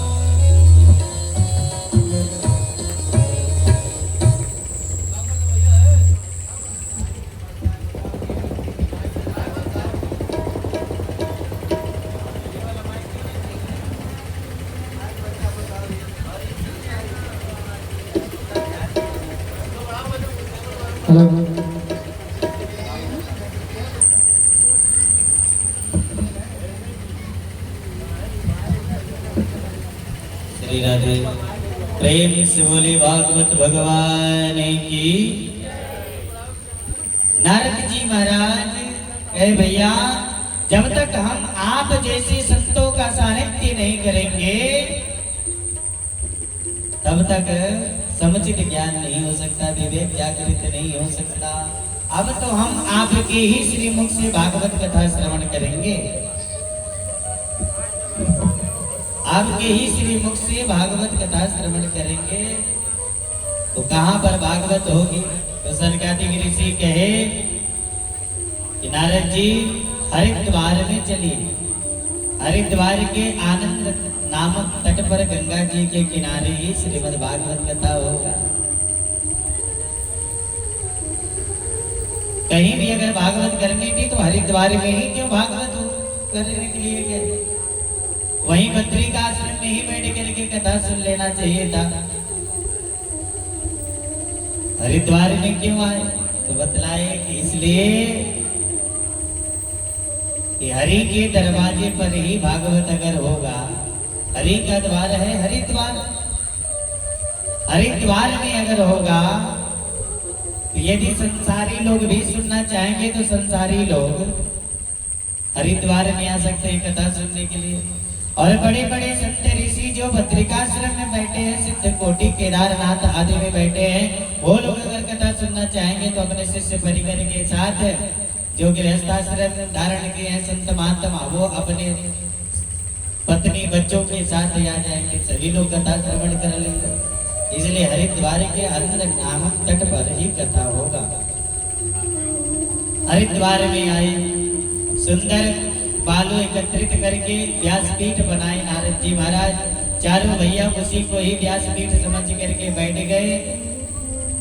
जब संतों को महात्माओं को पता चला कि सनकादिक ऋषि नारद जी को कथा श्रवण करा रहे हैं भक्ति ज्ञान वैराग्य को हृष्ट पुष्ट करने के लिए, तो दौड़े भागे सब अपने शिष्य परिवार के साथ, अपने पत्नी बच्चों के साथ आनंद नामक तट पर एकत्रित हुए, अपना अपना स्थान ग्रहण ले करके बैठ गए। जो गृहस्थों को पता चला, गृहस्थ भी दौड़े भागे कथा श्रवण करने के लिए गए। देखते देखते महाराज गंगा तट, आनंद नामक तट भर गया श्रोताओं से। दिव्य श्रीमद् भागवत कथा प्रारंभ हुआ। श्री सनकादिक ऋषि भागवत का महिमा गाने लगे। सदा शिव्या सया सदा शिव्या श्रीमद्भागवती कथा यस्याः श्रवण मात्रेण हरिश्चित्त समाश्रये। भगवान की कथा सदैव श्रवण करने योग्य है। भगवान की पावन चरण शरण ग्रहण करना जीव का परम धर्म है, जीव का परम कर्तव्य है। इसके श्रवण कर लेने मात्र से चित्त में हरि चित्तम समाश्रित, चित्त में हरि विराजमान हो जाते हैं। और जिसके हृदय में हरि विराजमान हो जाते हैं महाराज, उसका तो सर्वदा के लिए कल्याण हो ही जाता है। अभी भागवत की महिमा गा ही रहे थे, तब तक ज्ञान वैराग्य हृष्ट पुष्ट होकर के दादा धैया करके नाचने लगे। जो अचेतन अवस्था में पड़े थे, वृद्धावस्था में, जो जिनके भीतर तनिक भी शक्ति नहीं थी कि खड़े हो जाएं, वह ज्ञान वैराग्य हृष्ट पुष्ट होकर के भागवत की महिमा को ही सुन करके हृष्ट पुष्ट होकर के ताता धैया करके भक्ति मैया के साथ आए और सनकादिक ऋषियों के सामने खड़े हो गए। भक्ति मैया ने सनकादिक ऋषियों से प्रणाम किया और कहा, महाराज यहाँ पर बैठने के लिए तो आपने सबके लिए व्यवस्था करी है, पर मेरे लिए आपने कहीं व्यवस्था नहीं करी। सनकादिक ऋषि कहे, मैया आप यहाँ पे जितने भी भक्त समुदाय श्रोता समुदाय बैठे हैं, सबके हृदय में बैठ जाइए, क्योंकि जब तक आप सबके हृदय में बैठेंगे नहीं, तब तक भगवत कथा समझ में आएगा नहीं। इसलिए आप सबके हृदय में जाकर के बैठ जाइए। भक्ति मैया सबके हृदय में विराजमान हो गई ज्ञान वैराग्य के साथ। प्रेम बोले भागवत भगवान की। भक्ति सुतौ तौ तरुणो गृहीत्वा प्रेमैक रूपा सहसा विरासित। श्री कृष्ण गोविंद हरे मुरारे नातेति नामानि वदन्ति। श्री कृष्ण गोविंद हरे मुरारे हे नाथ नारायण वासुदेवा।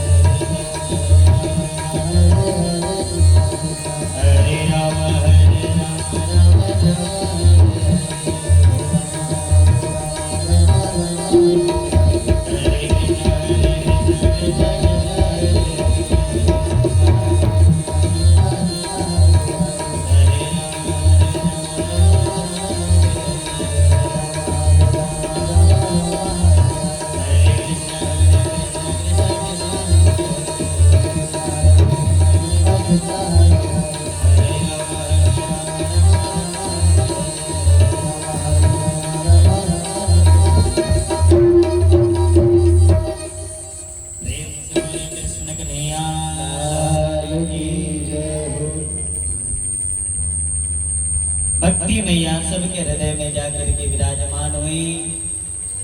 श्री सनकादिक ऋषि श्रीमद् भागवत कथा की महिमा देखिए, भी भागवत की महिमा सनकादिक ऋषि गा रहे हैं तो ज्ञान वैराग्य हृष्ट पुष्ट हो गए।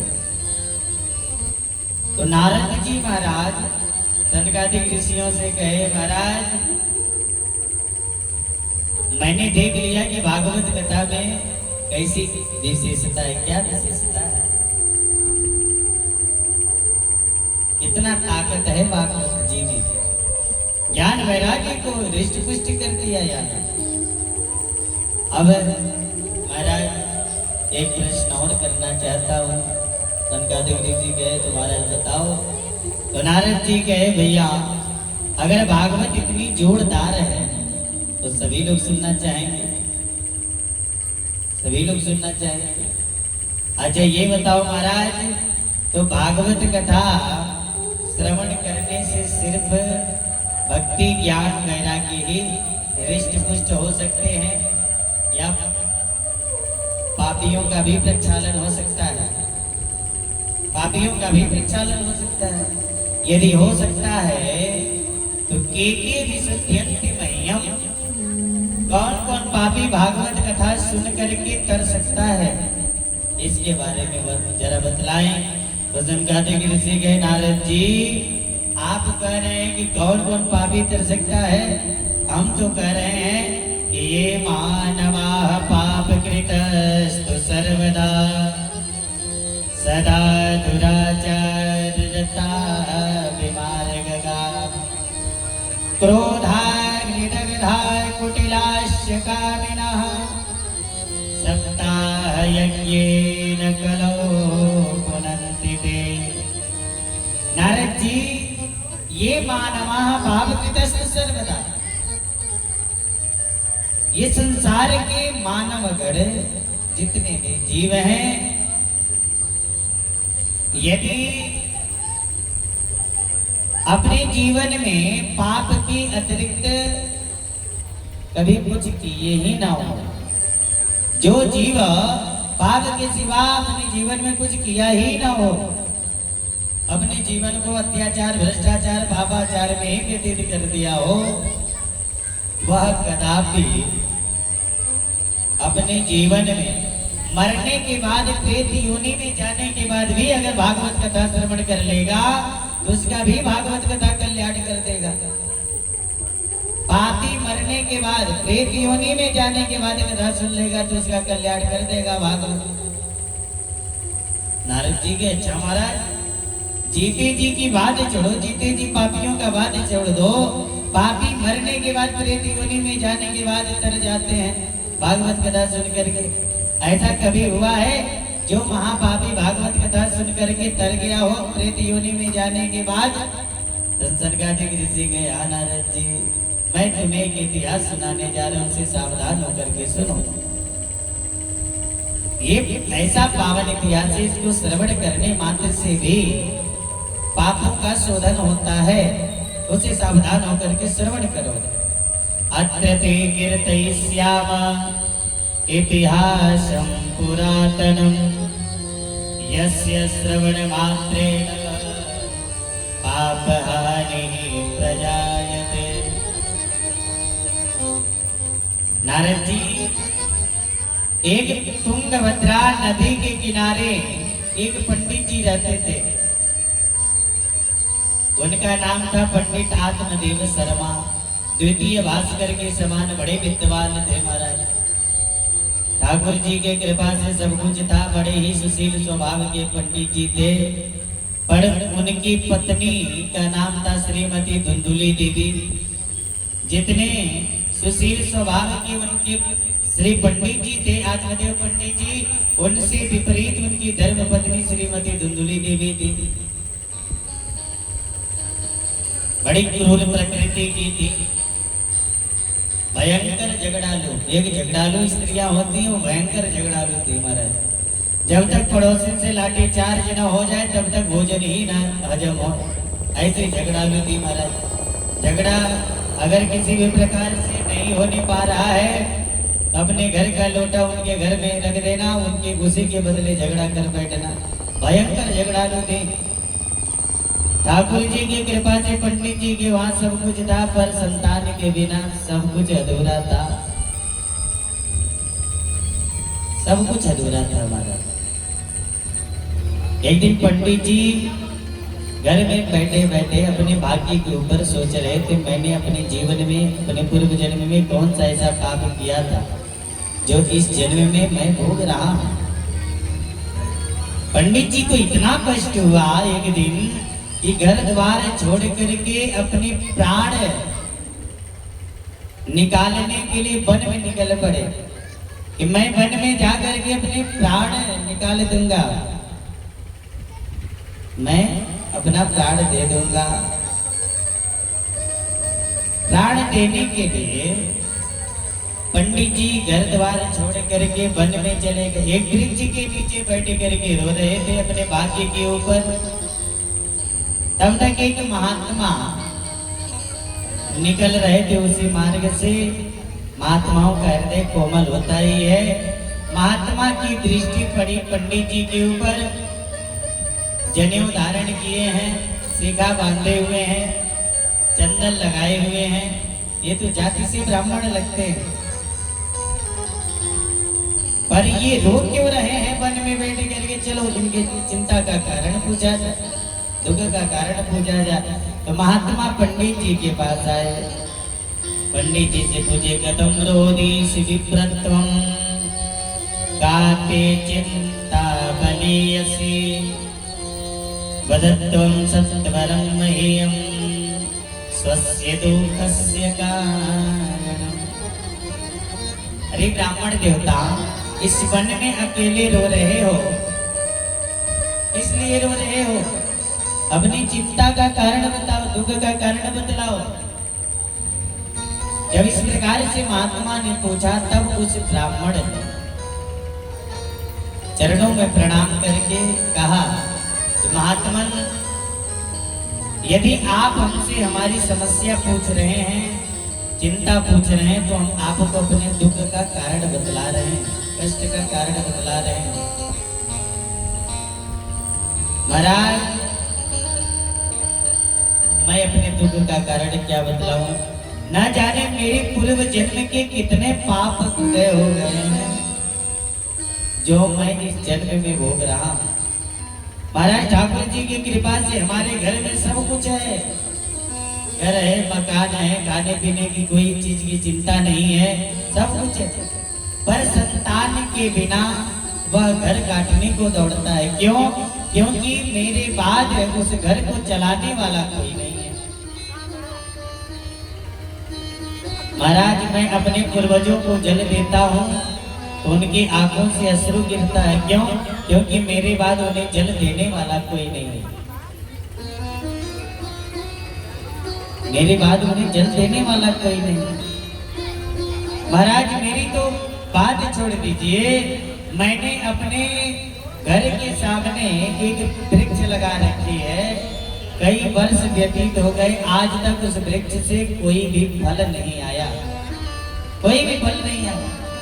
एक गैया बांध रखी है घर में, उस गैया को भी कई वर्ष व्यतीत हो गए, आज तक कोई बच्चा नहीं हुआ। महाराज, मैंने तो निश्चय कर लिया है कि मैं अपना प्राण ही त्याग दूंगा इस वन में, पर घर लौट करके नहीं जाऊंगा। महात्मा ने खूब समझाया, देखो पंडित जी, अरे पंडित जी, ज्ञानियों को इस प्रकार से मूर्खता वाली बात नहीं करना चाहिए। मुंचा ज्ञानम प्रजारूपम बलिष्ठा कर्मणो गति। देखो ब्राह्मण, तुम ज्ञानी हो, ब्राह्मण हो, तुम खुद समझते हो कि बेटा बेटी होने से कोई सुखी नहीं हो जाता। अच्छा पंडित जी बताओ, बेटा बेटी हो जाने से तुम सुखी हो जाओगे, इसका क्या निश्चय है? बताओ, तुम सुखी हो जाओगे? अरे तुमने नाम सुना होगा राजा सगर का। राजा सगर के 60,000 पुत्र हुए थे, पर सब के सब कपिल मुनि बाबा का अनादर करके भस्म हो गए। अब उनका उद्धार करने के लिए कई पीढ़ियां लग गई, तपस्या करते करते कोई भी उद्धार नहीं कर पाया। तब जाकर के भगीरथ बहुत तपस्या करने के बाद तब जाकर के गंगा मैया को प्रकट किए और अपने पूर्वजों का उद्धार कर पाए। बेटा हो जाने से तुम सुखी हो ही जाओगे, इसका क्या निश्चय है?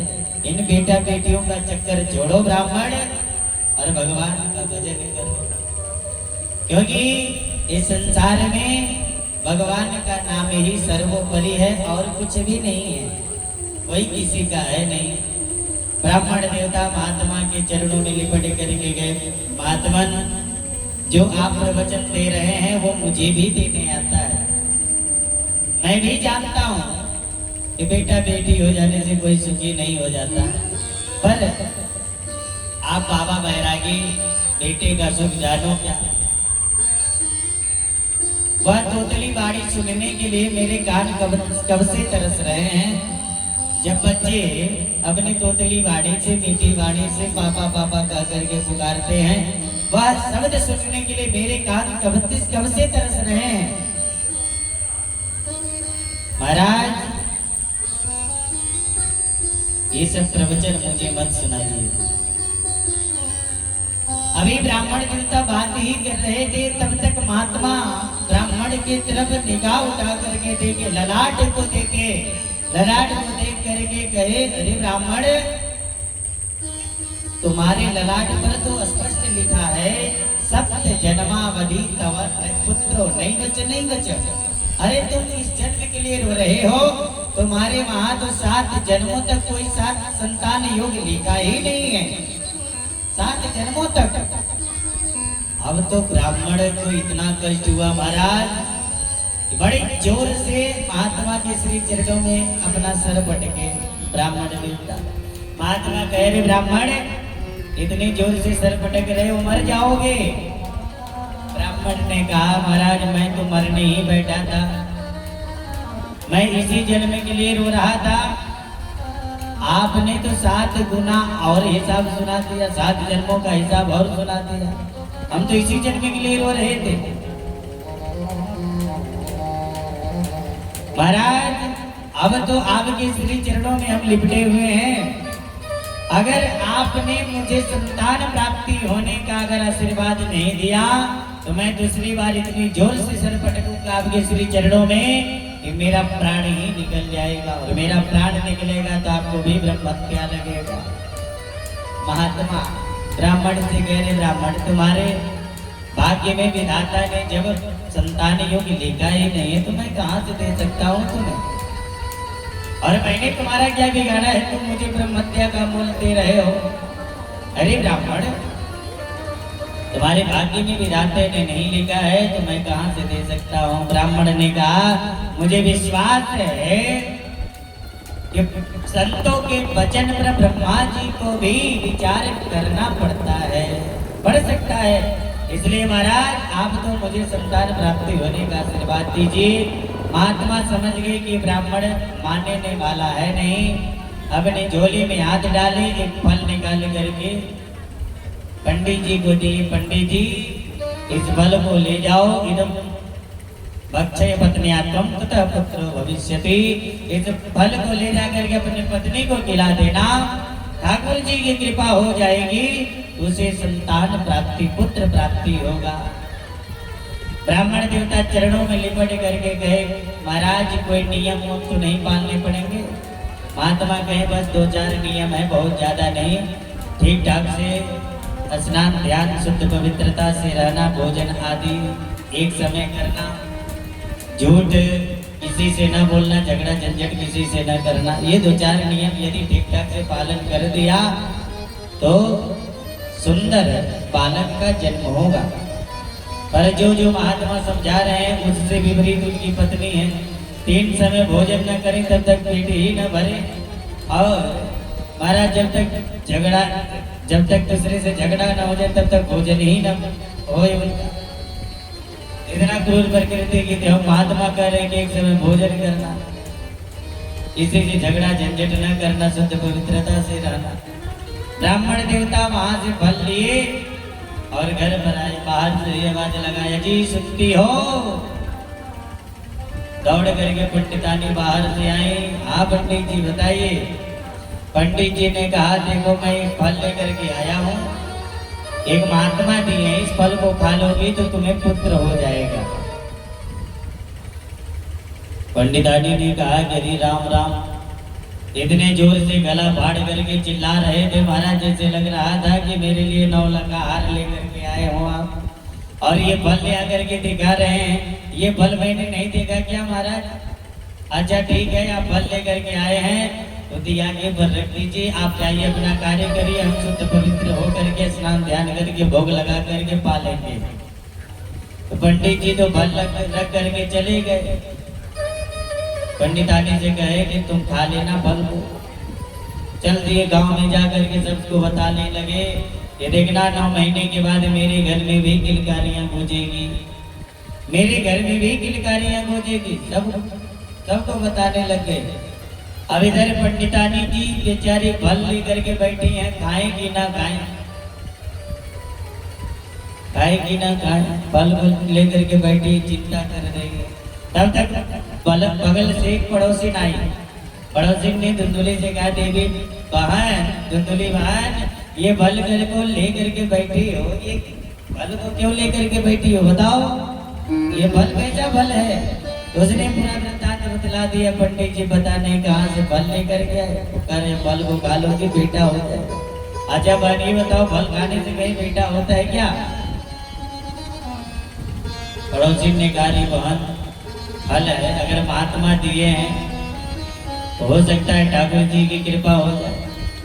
अगर तुम्हें फल खाने से संतान हो जाए, पुत्र हो जाएगा तब तो ठीक है, अगर नहीं भी होगा तो फल है, फल तो कोई बेकार चीज है नहीं, तुम खा लो। तो धुंधुली ने कहा, जब बहन तुम कहती हो तो फल तो खा लेते हैं, पर मैंने अगर फल को खा लिया, गर्भवती मैं हो गई तो ये बताओ तो मैं कमजोर नहीं हो जाऊंगी? कमजोर हो जाऊंगी, मेरा भोजन कम हो जाएगा। तो जब कमजोर हो जाऊंगी तो मेरे घर का काम धंधा कौन करेगा? तो पड़ोसी ने कहा, ये तो कोई बहुत बड़ी समस्या नहीं है बात। देखो अपनी ननद जब बुआ बनती है तो उन्हें बधाई तो देना ही पड़ता है, और बधाई देना ही पड़ता है। तो इससे बढ़िया ही रहेगा कि 2-4 महीने पहले ही अपने ननद को बुला लेना और घर का खूब काम धंधा करवाना, और जब सकुशल बच्चा हो जाएगा तो उसके बाद उन्हें कुछ बधाई दे करके विदा कर देना, बधाई के नाम से देकर। तुम्हें कष्ट भी नहीं होगा, बच्चा का बच्चा भी हो जाएगा। तो धुंधुली ने कहा, बहन तू तो ठीक कह रही है, पर मेरी ननद महाचोटी है, मैं तो इससे बढ़िया ही रहेगा कि कोई नौकरानी रख लूंगी, पर ननद को नहीं बुलाऊंगी, क्योंकि ननद हमारी महाचोटी है। इतने दिन में तो मेरे घर को पूरा साफ कर जाएगी, मेरे घर का माल अपने घर में भिजवा देगी। इससे बढ़िया ही रहेगा कि मैं कोई नौकरानी रख लूंगी। पड़ोसी ने कहा, बहन ठीक है, तुम्हारे मन में जो आवे सो करना, पर फल तो खा लो। धुंधुली ने कहा कि नहीं बहन, तुम कह रही हो तो मैं तो फल को खा लेती हूँ, लेकिन फिर भी मेरे मन में एक चिंता हो रही है। तो कहे कि क्या? तो धुंधुली ने कहा कि जब तुम कहती हो तो फल बहुत है। अच्छा फल खाने से मैं कहीं गर्भवती हो गई, तो मैंने सुना है कि गर्भवती स्त्री ज्यादा तेज दौड़ भाग नहीं सकती। पड़ोसी ने कहा, तुम्हें कहाँ दौड़ना भागना है? तो धुंधुली ने कहा कि देखो बहन, कब दौड़ना भागना पड़ जाए, कहीं घर में ही आग लग जाए, कहीं गांव में भूकंप आ जाए तो सब तो अपना जान बचा करके भाग जाए, मरना तो मुझे पड़ेगा, मरना तो मुझे पड़ेगा। पड़ोसी ने कहा, देखो बहन ये सब बात सोचना बंद करो, फल को खा लो। अच्छा बात ठीक है, तू कहती है फल को खा लेते हैं, पर मैंने सुना है कि सुखदेव जी अपनी माँ के गर्भ में 12 वर्ष तक रहे हैं, 12 वर्ष तक रहे हैं। और कहीं मेरा बेटा 2-4 वर्ष भी रह गया मेरे गर्भ में तो तदा में मरण भवे, मैं तो बिना मौत के ही मर जाऊंगी। देखो बाल, एक तो समझो, बच्चे अगर गर्भ में रह गए और सकुशल यदि बच्चों का जन्म भी हो जाए, सकुशल बच्चों का जन्म हो जाए, उसके बाद भी माँ को कष्ट, उसके बाद कौन सा कष्ट? तो गए लालने पालने दुखम, लालन पालन में भी दुख होता है, कष्ट उठाना पड़ता है माँ को। मैं तो एक ही विचार की हूँ, इन सब झंझटों में मैं नहीं पड़ने वाली, मैं तो बल को नहीं खाऊंगी। कहीं सचमुच गर्भवती हो गई, इन सभी समस्याओं से मुझे जूझना पड़ेगा। इससे बढ़िया तो मैंने एक निश्चय कर लिया है, फल को नहीं खाना है। पड़ोसी बेचारी परेशान होकर के समझा बुझा करके चली गई, बहन तुम्हारे मन में जो आवे सो करो, अब तो मैं चल रही हूँ। पड़ोसी तो चली गई, पर धुंधुली देवी एवं कुतर्क योगे न तद फलम नहीं विवक्षितम, इतना कुतर्क करने के बाद भी फल को नहीं खाई। उसी दिन उसकी बहन आई मिलने के लिए। धुंधुली ने अपनी बहन को पूरी समस्या सुना दी, तो छोटी बहन ने और माथा खराब कर दिया। छोटी बहन यही चाहती थी कि इसके कोई संतान ना हो, मेरे पास इतने बच्चे हैं, 1 बच्चे इसे गोद में दे दूंगी तो इसका माल मुद्रा मेरा हो जाएगा। तो छोटी बहन ने आई और माथा खराब कर दिया। धुंधुली देवी थी, बहन इन बाबा बैरागियों के चक्कर में मत पड़ना, ये बाबा बैरागी सबको पागल बनाते फिरते हैं। अच्छा, फल खाने से कहीं बेटा होता है क्या? अगर तुम्हें इस फल पर तनिक भी विश्वास हो रहा है तो एक काम करो, तुम्हारे घर में कई वर्षों से गैया बधी है, उसे भी कोई बच्चा नहीं हुआ, उसे खिलाओ, देखिए उसे क्या होता है। अगर इस फल में कोई तनिक भी अगर ताकत होगा तो उस गैया को कोई बच्चा होगा। और रही बात तुम्हारी, अपनी बार मैं गर्भवती हूँ, मेरा बच्चा होगा, मैं तुम्हें ला करके सौंप दूंगी, तुझे बच्चा का बच्चा मिल जाएगा, कष्ट भी नहीं उठाना पड़ेगा। और रही बात मेरे पतिदेव की, तो कुछ माल मुद्रा दे देना, मैं अपने पतिदेव की मुख बंद कर दूंगी। तो धुंधुली तो तुरंत बात समझ में आ गया। धुंधुली ने कहा, बहन हो तो तुम्हारी जैसी, तुमने तो एक क्षण में ही मेरी चिंता सब दूर कर दी। तो कहते हैं, बिना विचारे जो करे सो आगे पछताए, जो बिना विचारे कार्य करता है वो आगे जरूर पछताता है। महाराज धुंधुली देवी ने कहा कि बहन हो तो तुम्हारी जैसी, तुमने तो सारी समस्या एक क्षण में ही दूर करता दी। बिना विचार किए ही उस फल को ले जाकर के गैया को खिला दी। गैया को खिलाने के बाद छोटी बहन तो चली गई। समय आने पर छोटी बहन के वहां एक पुत्र रत्न की प्राप्ति हुई। रात्रि के समय ला करके धुंधुली देवी को दी। प्रातः काल ही पंडित जी को धुंधुली देवी दिखाई कि पंडित जी मुझे पुत्र रत्न की प्राप्ति हुई है।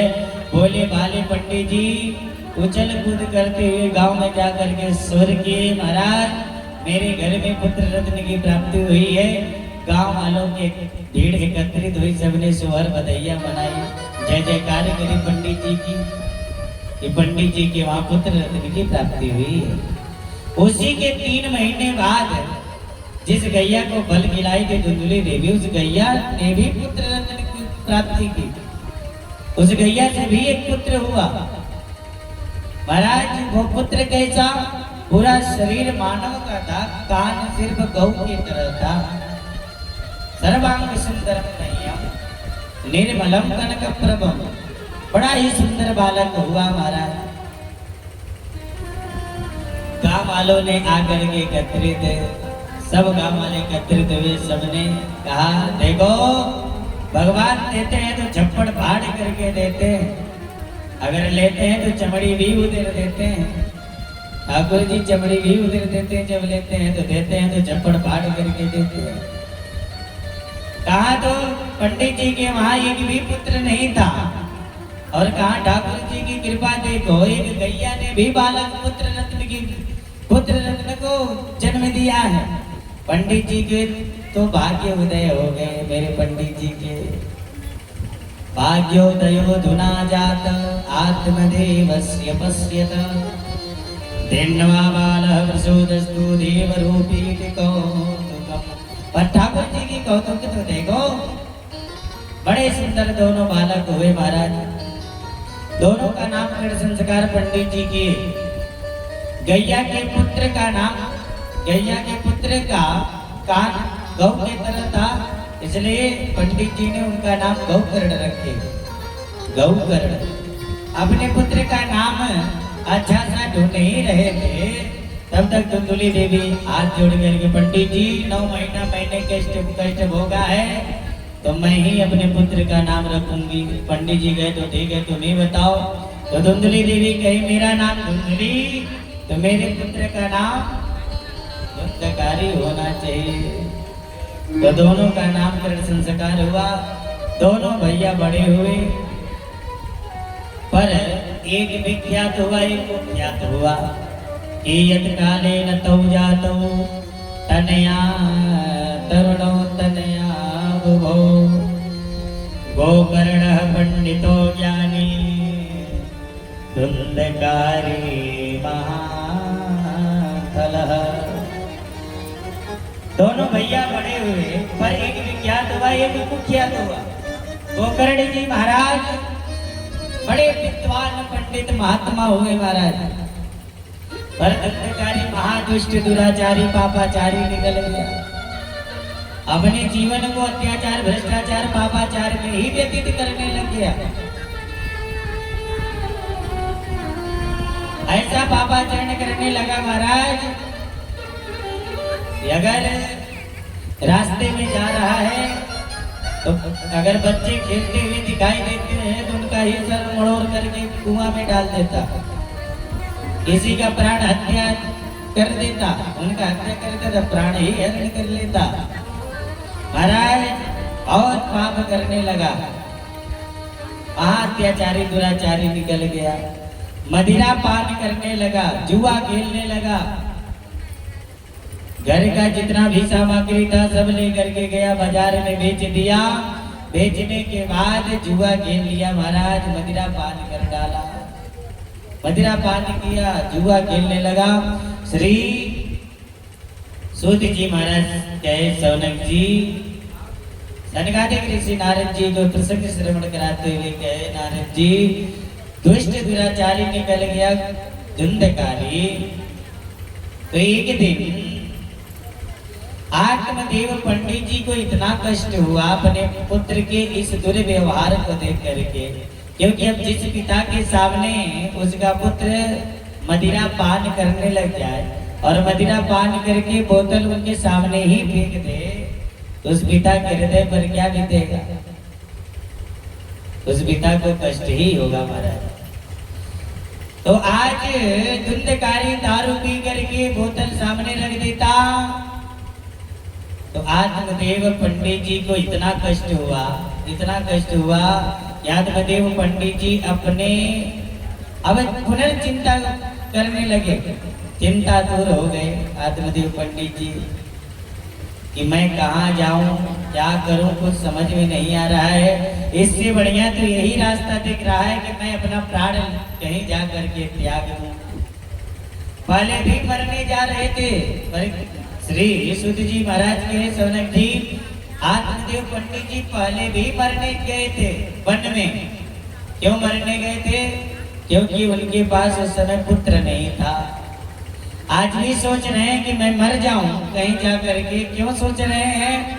क्योंकि पंडित जी ये सोच रहे हैं कि मेरे पास पुत्र क्यों हुआ, पुत्र क्यों हुआ। आज पंडित जी मरने की बात कर रहे हैं, घर द्वार छोड़ करके दरवाजे पर आकर के बैठ गए और चिंता कर बैठे थे कि मेरे मन में तो यही आ रहा है कि मैं अपना प्राण त्याग दूं कहीं जा करके। पर ब्राह्मण थे, ज्ञानी थे, इसलिए ठाकुर जी ने उनके ऊपर कृपा करी, ब्राह्मण देवता के ऊपर। गोकर्ण जी महाराज संत हैं, महात्मा हैं, पंडित हैं, विद्वान हैं। गोकर्ण जी महाराज आकर के आत्मदेव पंडित जी को समझाने लगे कि देखिए पिताजी, ये शरीर दो रस्सियों से बंधा है, अहंता और ममता। ये दोनों रस्सियों से बंधा है। ये दोनों रस्सियों से खुल करके आपको मार्ग मिल रहा है भजन करने के लिए, संतों का सानिध्य करने के लिए। इसलिए आप जिस पुत्र के दुर्गुण व्यवहार को देख करके आपको कष्ट हो रहा है, उसके कारण आप मरने के लिए सोच रहे हैं, प्राण त्यागने के लिए सोच रहे हैं। तो पिताजी, मर जाने से ही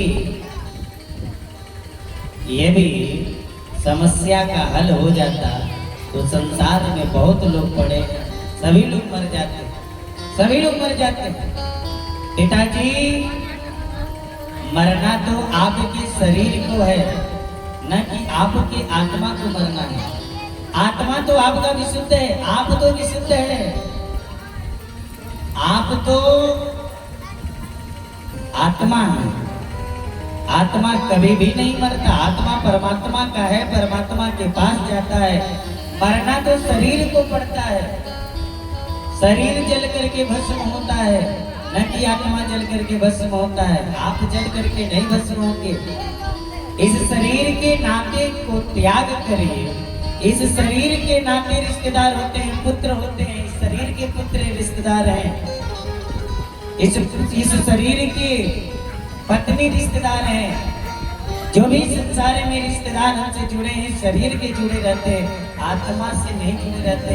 आत्मा सिर्फ जुड़ा रहता है परमात्मा से, और साथ में यदि कुछ भी जाएगा तो वह सिर्फ परमात्मा का भजन ही साथ में जाएगा। इसलिए पिताजी, मरने से बढ़िया यही है कि आप वन में जाकर के भगवान का भजन करिए, ठाकुर जी का नाम जपिए। मरने के लिए क्या सोच रहे हैं? घर द्वार का परित्याग करिए, सीधे वन में जाइए, भजन करिए। आत्मदेव पंडित जी के पुत्र भजन तो करना चाहते हैं पर मन नहीं लग रहा है। भजन कैसे करें, क्या करेंगे? तो श्री गोकर्ण जी महाराज के पिताजी, अगर भजन करने नहीं आ रहा है, सत्संग करने नहीं आ रहा है, तो उसकी चाबी बैठे हैं इस संसार में संत महात्मा। महात्माओं का, संतों का सानिध्य करिए पिताजी। आपके पास यदि संतत्व नहीं है तो संतत्व आ जाएगी। हम जिसके साथ बैठना शुरू कर देंगे, जैसी संगत वैसी रंगत, जैसा संग करना प्रारंभ करेंगे वैसा रंग भी हमारे हृदय में चढ़ेगा। यदि जुआरियों के साथ बैठना शुरू कर देंगे तो जुआ खेलने भी आ जाएगा। मदिरा पीने वाले के साथ बैठना शुरू करेंगे, मदिरा पीने आ जाएगा। यदि संतों के साथ बैठना शुरू कर देंगे, संतत्व हृदय में आ जाएगा। इसलिए पिताजी, वन में जाकर के संतों का सानिध्य करिए, आपके हृदय में संतत्व आ जाएगी और परम पिता परमेश्वर आपको प्राप्त हो जाएंगे। संतों का सानिध्य करिए पिताजी। बड़ा ही सुंदर भजन है, आइए गुनगुनाया जाए। संतन के संग लाग रे, तेरी अच्छी बनेगी। संतन के संग लाग रे, तेरी संतन के संग लाग रे, तेरी अच्छी बनेगी। संतन के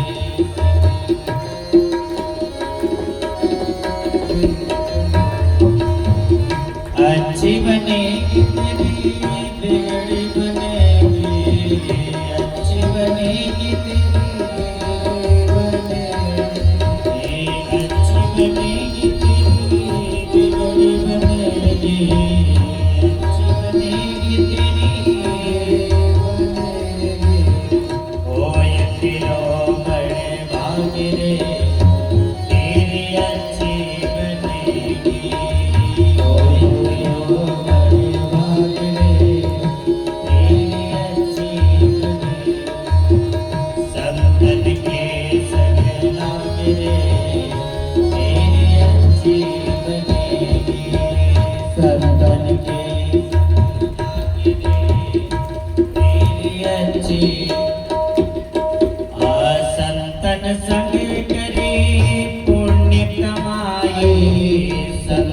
संग करे पुण्य कमाए पुण्य कमाए पुण्य कमाए संतन संग करे पुण्य कमाए संतन संग करे पुण्य कमाए राम चरण अनुराग रे तेरी अच्छी बनेगी राम चरण अनुराग रे तेरी अच्छी बनेगी संतन के संग लाग रे तेरी अच्छी बनेगी संतन के संग लाग रे तेरी अच्छी बनेगी श्री राधे पूरे पूरे हाथ उठा करके जय हो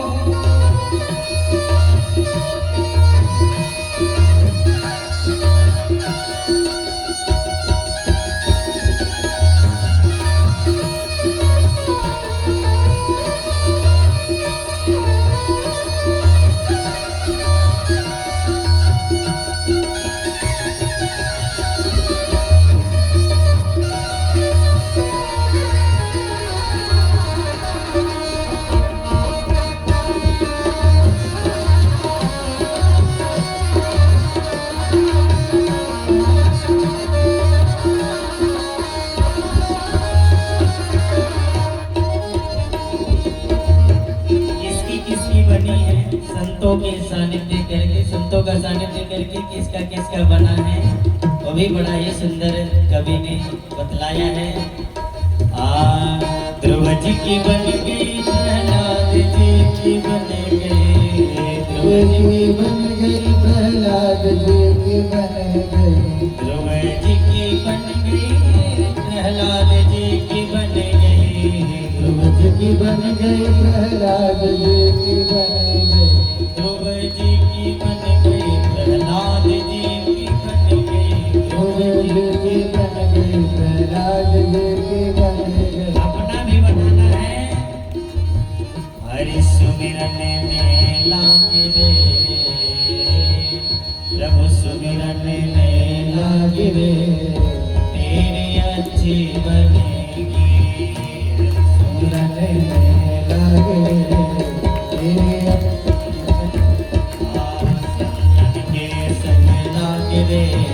तेरी अच्छी बनेगी संतन के संग लाग रे तेरी अच्छी बनेगी अच्छी बनेगी तेरी बिगड़ी बनेगी अच्छी बनेगी तेरी बिगड़ी बनेगी ओ ये तेरा बड़े भाग रे तेरी अच्छी बनेगी ओ तेरा बड़ा भाग रे तेरी अच्छी बनेगी संतन के संग लाग रे तेरी अच्छी बनेगी संतन के संग लाग रे तेरी अच्छी बनेगी। प्रेम से बोले संत भगवान की जय। पिताजी आप तो संतों का सानिध्य करो दुख अपने आप दूर हो जाएगा। जो आपको चिंता हो रही मरने की आप सोच रहे हैं मरने से कोई फायदा नहीं है। यदि मरना है तो भगवान का नाम जप करके मरिए भगवान का भजन करके मरिए। वैसे तो इस संसार में जो आया है सबको जाना है। जिस दिन इस धरातल पर जीव आता है उस दिन ही डायरी में लिख दिया जाता है कि आपको इस दिन में आना है। तो आप संतों का सानिध्य करिए। आत्मदेव पंडित जी के हृदय में पुत्र का एक एक बात बैठ गया।